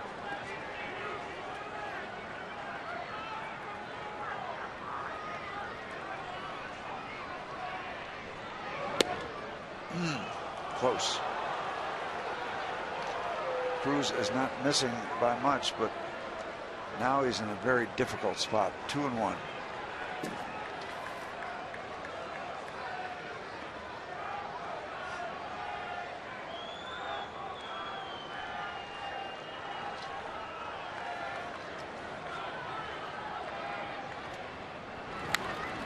Two and two. Big pitch there to get the count even.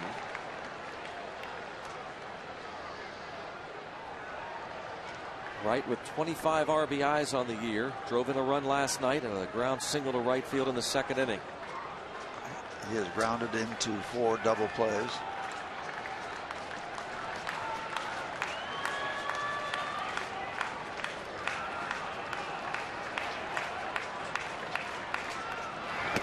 Yes, he did.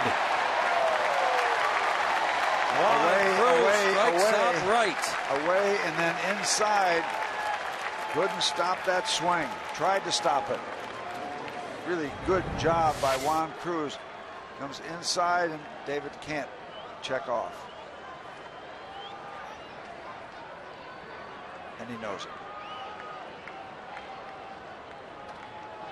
Big time job by Juan Cruz.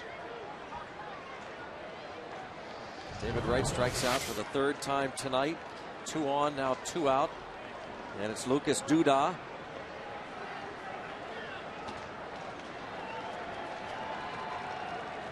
Duda has popped to short and twice flied to left. Baxter, Neuenhuis, the runners in a 1-1 game.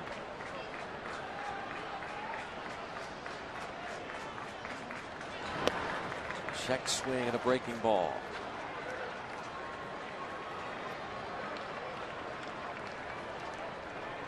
Duda with 4 homers, 20 runs batted in. Last year hit .292.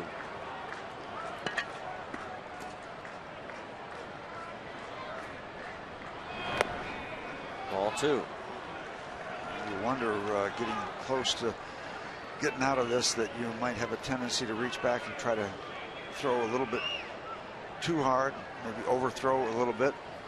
Don't know if that's the case, but Juan finds himself behind 2-0.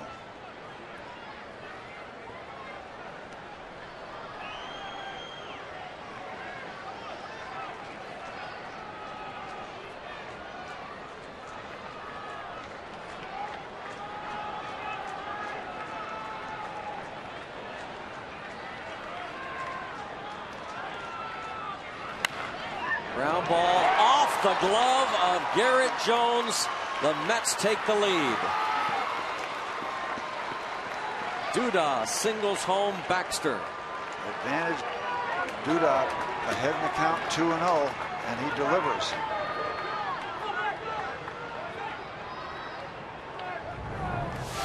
This ball hit very hard. Looking for a fastball. He got it.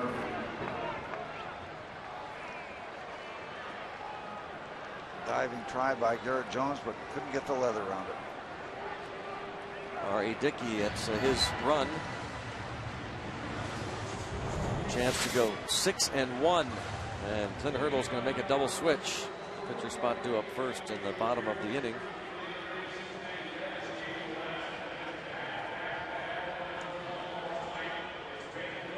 Juan Cruz strikes out a couple, but gives up a run and 2 aboard for Chris Resop.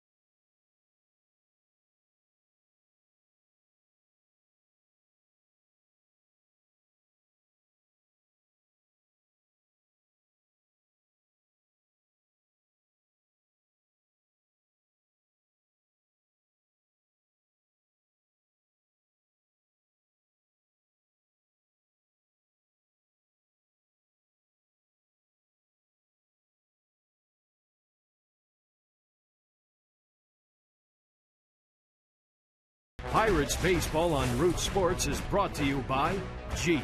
Visit Jeep.com to learn more. By AT&T, the nation's largest 4G network. AT&T, rethink possible. And by Levin Furniture. For the best deal on Tempur-Pedic mattresses, shop Levin's.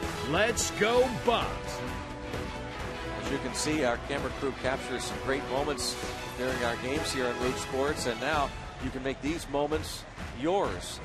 Check out our new Capturing the Moment photo gallery, where you can view and download special Pirate Games photos taken by Root Sports. All you have to do, visit rootsports.com.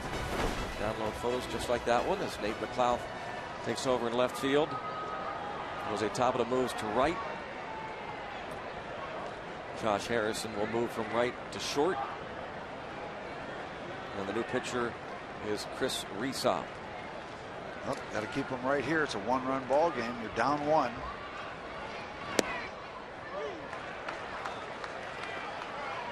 There's Harrison.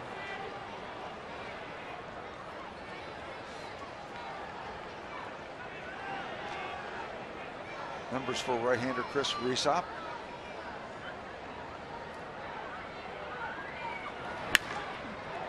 To third. Dropped initially once, twice, and an error will allow another run to score. 3-1 Mets. The errorless string ends, and it's a painful ending. Pedro has made several outstanding plays in recent games, just never could get the handle on this ball. And the safe sign at first base. The Mets add on.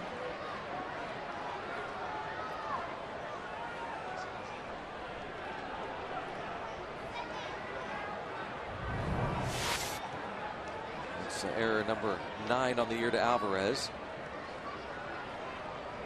NYN scores. Duda now at second.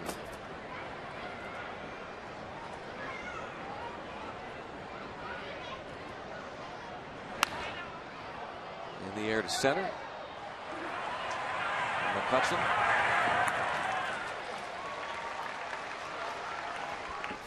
From the bottom of the 8th inning, Nate McLeod will lead off, down 2.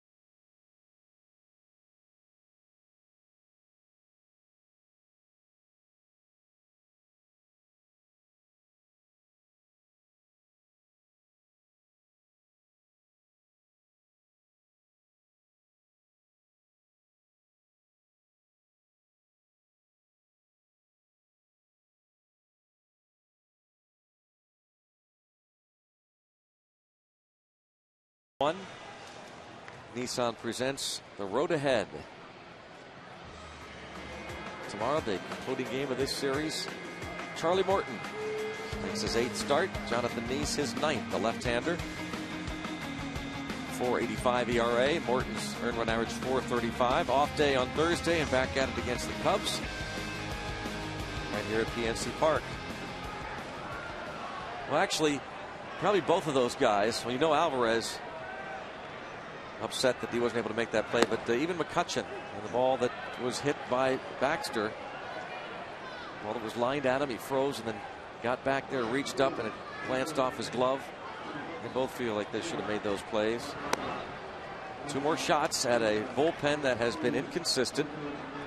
Highest ERA in the league, the New York Mets bullpen. 6'11" righty John Roush. 2-1.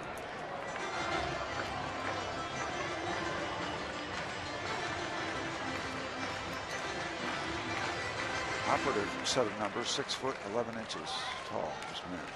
Tallest pitcher in Major League history. Very sizable package of tattoos. McLeod pops it up.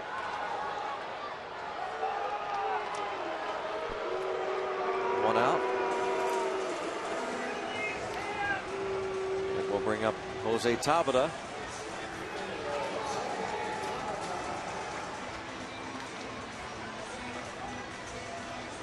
McLeod's struggles continue. Tabata 0 for 3 tonight.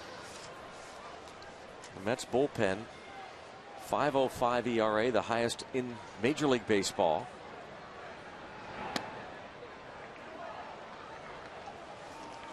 And you can't blame the Mets pen really for their loss last night. Roush figured he had the first out when Walker hit the fly ball to left center. It was dropped by NYN, and Walker scored on the sacrifice fly. So yeah, Roush got the loss. Not only the ball was not caught, but then it just took off after it got out of the glove. Not in front of the fielders, but to the wall. Run averages, and for the Mets, it's been going up. 5.02 ERA in April, 5.37 this month. I'll tell you something that amazed me, Steve. Pirates coming back from 4 runs down. It was their first comeback of 4 runs down since June 1st, 2009 against the Mets. So, how long that song? How long has this been going on? Yeah. Still 1-2.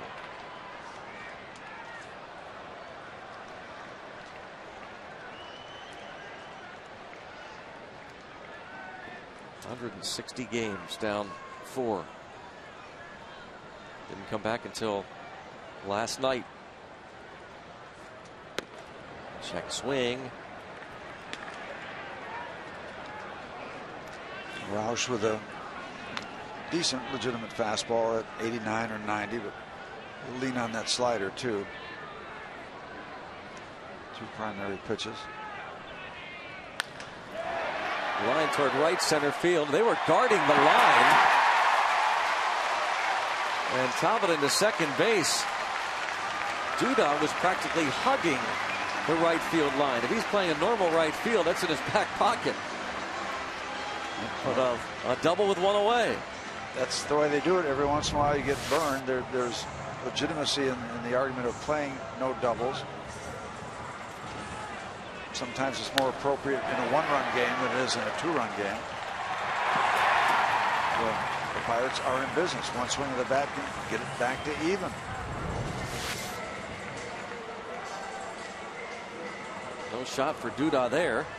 And now Harrison, who has a couple of hits, a double, a triple, an 8-game hitting streak. Roush has not given up a home run. That's it up to over 90 miles an hour, 91 on the gun, that fastball. Third baseman right back.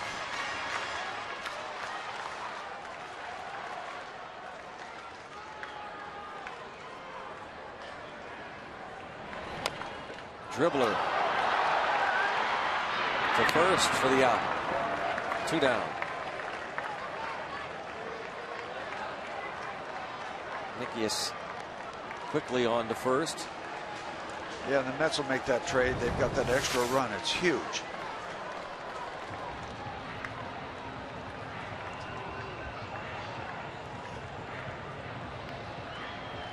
Well, you have to wonder what Terry Collins decides to do here.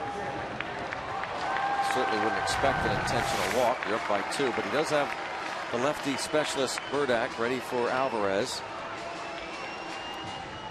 McCutchen so dangerous. The way he's been hitting the past couple of weeks, especially tonight. 0 for 2 with a sacrifice fly.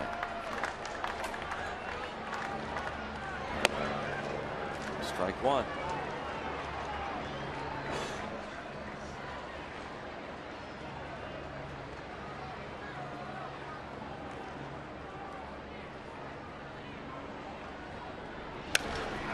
Broken bat, hop up to shallow right center field and dropped. Bucks down a run. Murphy dropped the ball. Not the easiest play with his back to home plate, but the ball gets on the grass. And here comes Terry Collins now, and they'll use the left-hander against Pedro. So once again, Roush is victimized. Bat is shattered, and then Murphy's heading out with his back to home plate. But he's got it measured there and just reaches out. It's off the thumb. Yeah, even slows down. You give him a hit on that? I don't see an error flashed. Kutch will take it. Bucks down a run.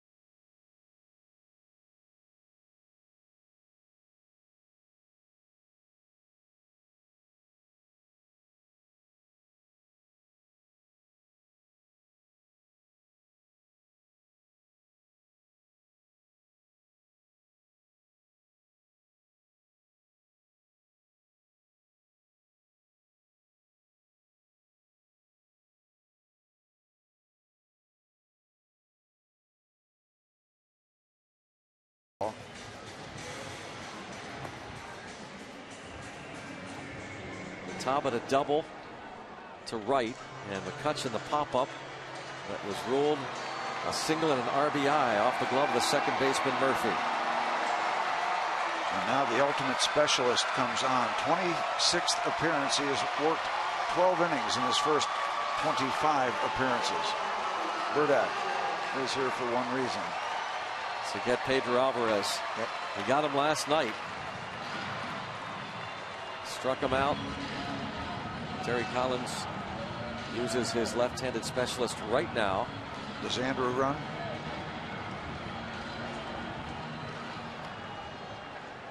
I think so. I don't. I don't. I don't. Heck, I got a lot of friends. I don't. Tombstone. Well, it looked runnerish there. Well, the Mets got to be aware of the possibility. You don't want to run into an out, but you'd love to get yourself over to second base so you can score any kind of single.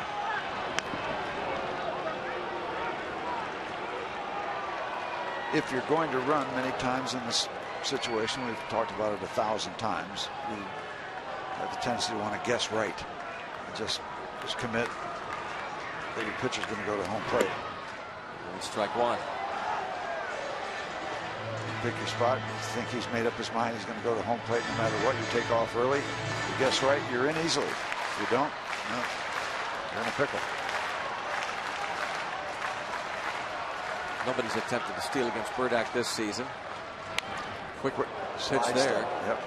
And 0-2.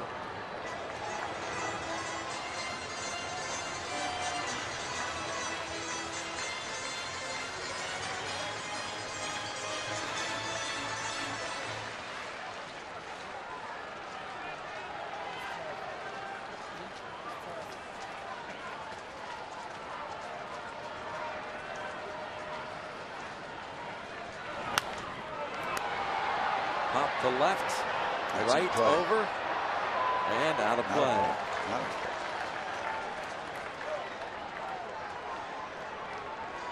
Staying alive.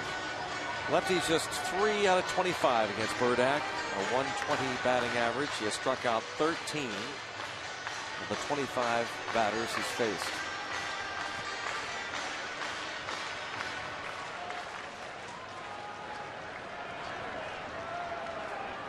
One of those hits, however, a home run.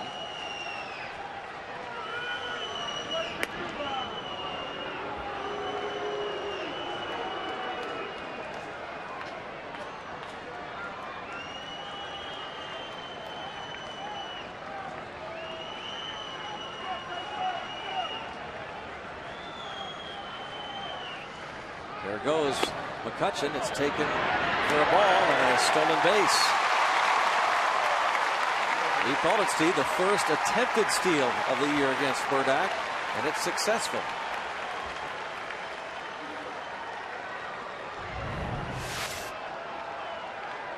Good jump by Andrew. He didn't completely guess that he had committed to go to home plate, but his timing was good. His release from his position at first base was timed perfectly when the commitment was made to go home. 1-2. Struck him out. Pirates get one. Head to the ninth. 3-2 Mets.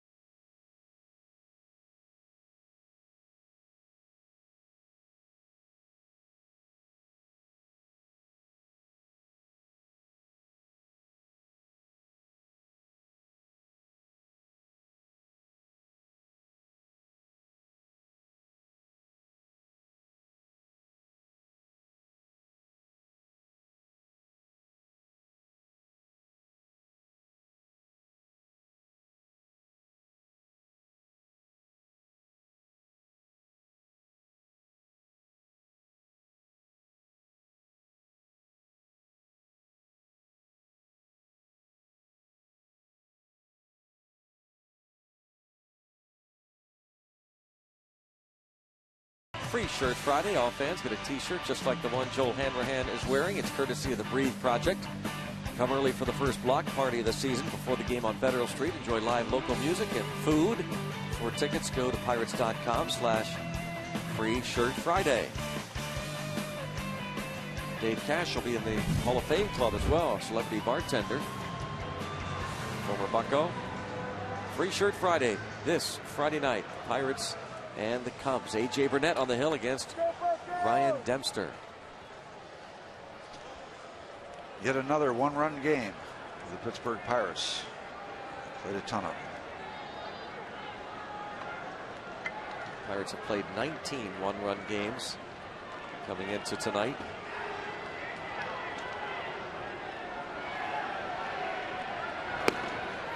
See if they can get Cedeno out. A walk and a couple of hits. Been a challenge. 5 for 7 in the series.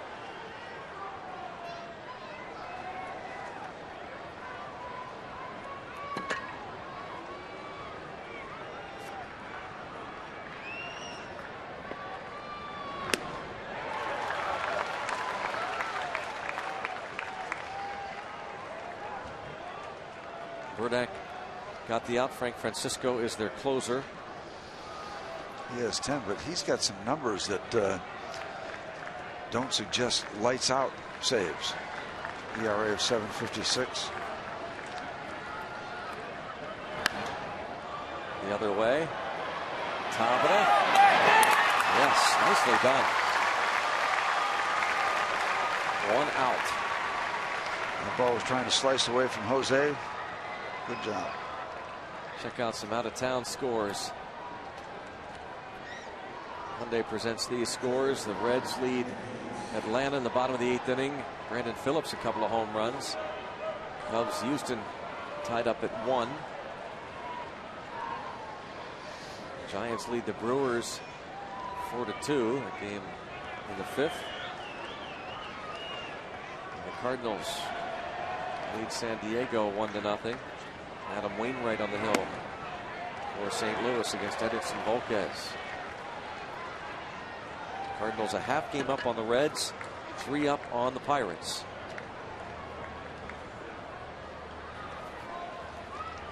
There's Frank Francisco.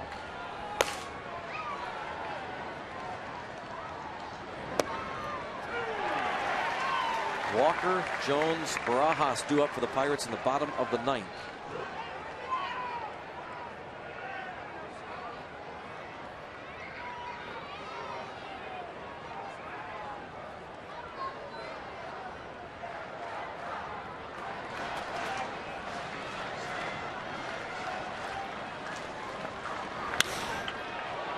Fly ball. 2 outs.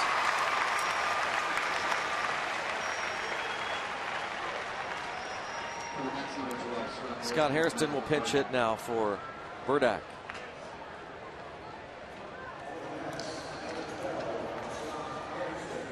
Veteran Hairston started in left field and hit cleanup last night. Was 0 for 3. He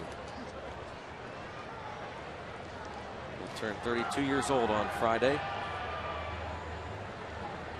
Second year with the Mets.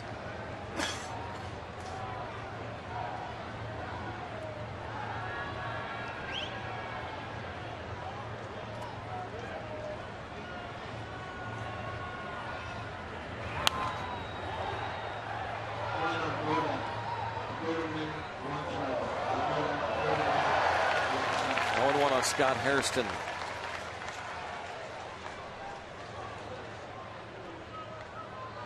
Three and a half years in Arizona, a couple years with San Diego, half a year with Oakland. And now with the Mets. Mets try to even the series.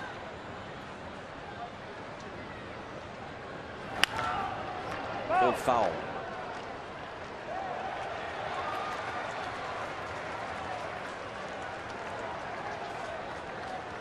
Another fine play there.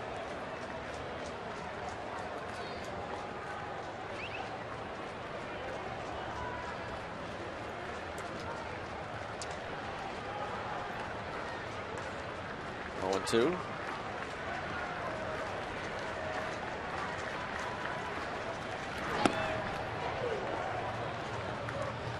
take a look at this game.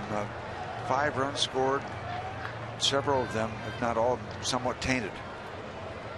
They're up on the board, but a little bit of a storyline behind at least 4 of them.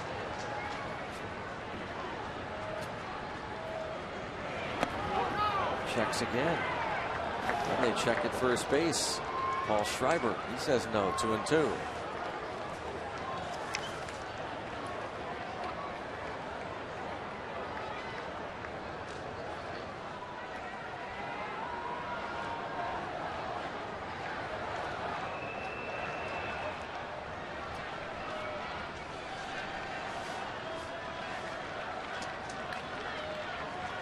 Two outs. 2-2 pitch from Reside. Popped them up. Barajas calls for it. He's got it. The Pirates need to get at least one. Frank Francisco has been a bit inconsistent. Neil Walker will lead off. He'll be followed by Garrett Jones and Rod Barajas.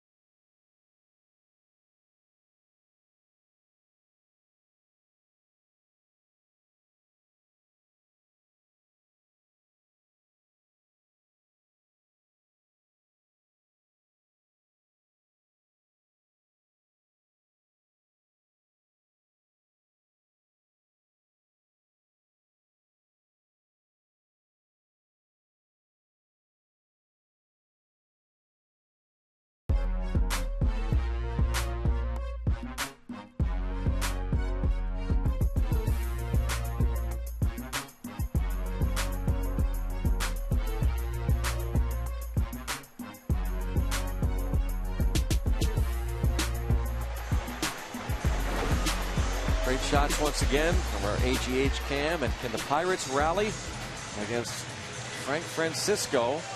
Sure they can. Well, that's bullpen. We talked about its troubles, but still, when leading after 8 innings this season, the Mets have gone 18-1. The Pirates are 1-21 when trailing after 8 innings. AGH cam with some great shots. Gotta get that Roger to be jolly. The numbers we told you about Francisco, 10 saves, but 17 innings, 24 hits, a couple of home runs, and in 17 innings, 10 walks, more than he'd want to have on that part of the stat sheet for him. 19 strikeouts, however, in 17 innings. So he's certainly capable. Well, nobody's as nervous as number 10 in that Mets dugout right now. I can promise you that. Terry Collins. We'll see if the Pirates can rally. Walker has reached on an infield hit and struck out twice. Ball 1. Opposition hitting .324 against Frank Francisco. Rally caps are on. Francisco saved 17 games with the Jays last year.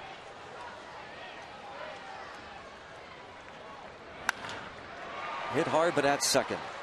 And Murphy playing practically on the outfield grass. 1 out.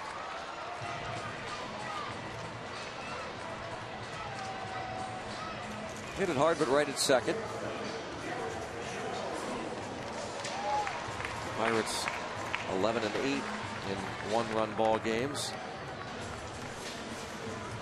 They have won 6 of their last 8 one-run affairs. Looks like a calm demeanor for Terry Collins, but you know there's a lot of stuff going on inside. Just had a shot of him in their dugout.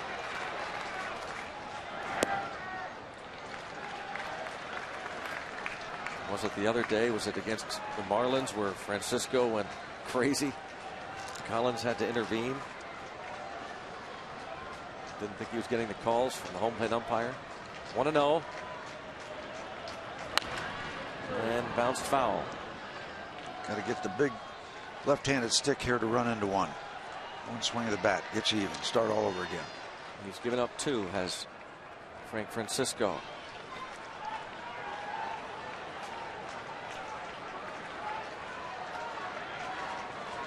Lefty's hitting .351 off of him.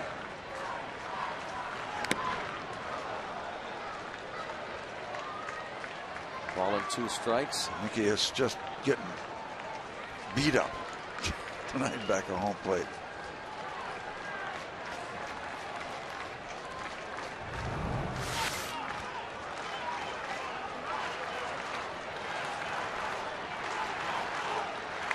A shot on the throwing arm.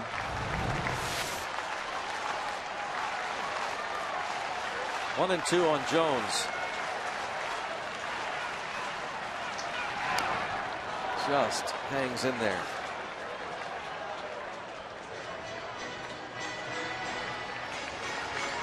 Has not faced Frank Francisco. Several years in Texas, saved 25 games 3 seasons back for the Rangers.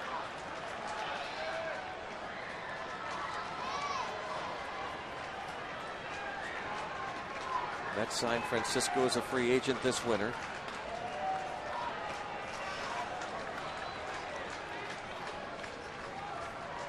And now Nicky is going to talk to the big right-hander. Nicky might just want to catch his breath. Give the body a break for a moment.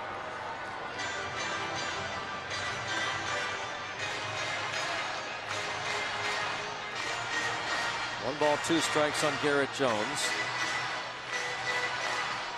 Francisco earned the save 2 days ago in Toronto.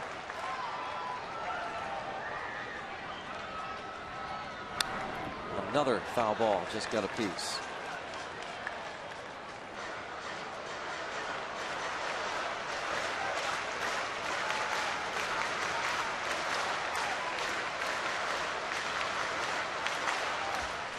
Mets fans a bit nervous.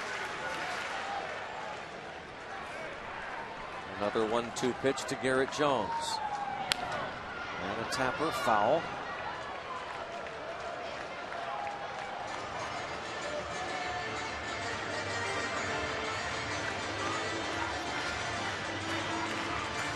Couple of blown saves for Francisco.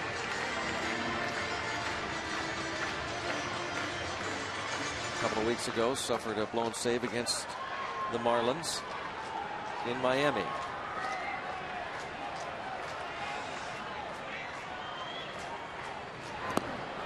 Pitch in the dirt. Jones down on strikes. And the Pirates are down to their last out. And it's Rod Barajas.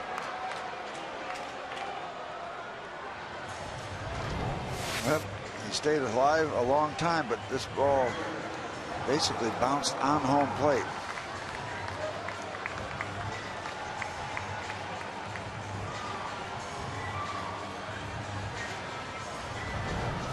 The picture tells the story. Former teammates in Texas. Former battery mates, Barajas and Francisco. Popped them up. Second baseman Murphy out. Going to call for it. Now he's called off. And the catch is made by Neuenhuis. The Mets survive. Win it 3-2, Steve. Well, yeah, kind of a funny game. A lot of good pitching, but some kind of borderline plays. And, you know, you get borderline plays in a close ball game, a tie ball game, and they don't always make the difference, but tonight they did. 3-2 final. Let's send it out to Robin T.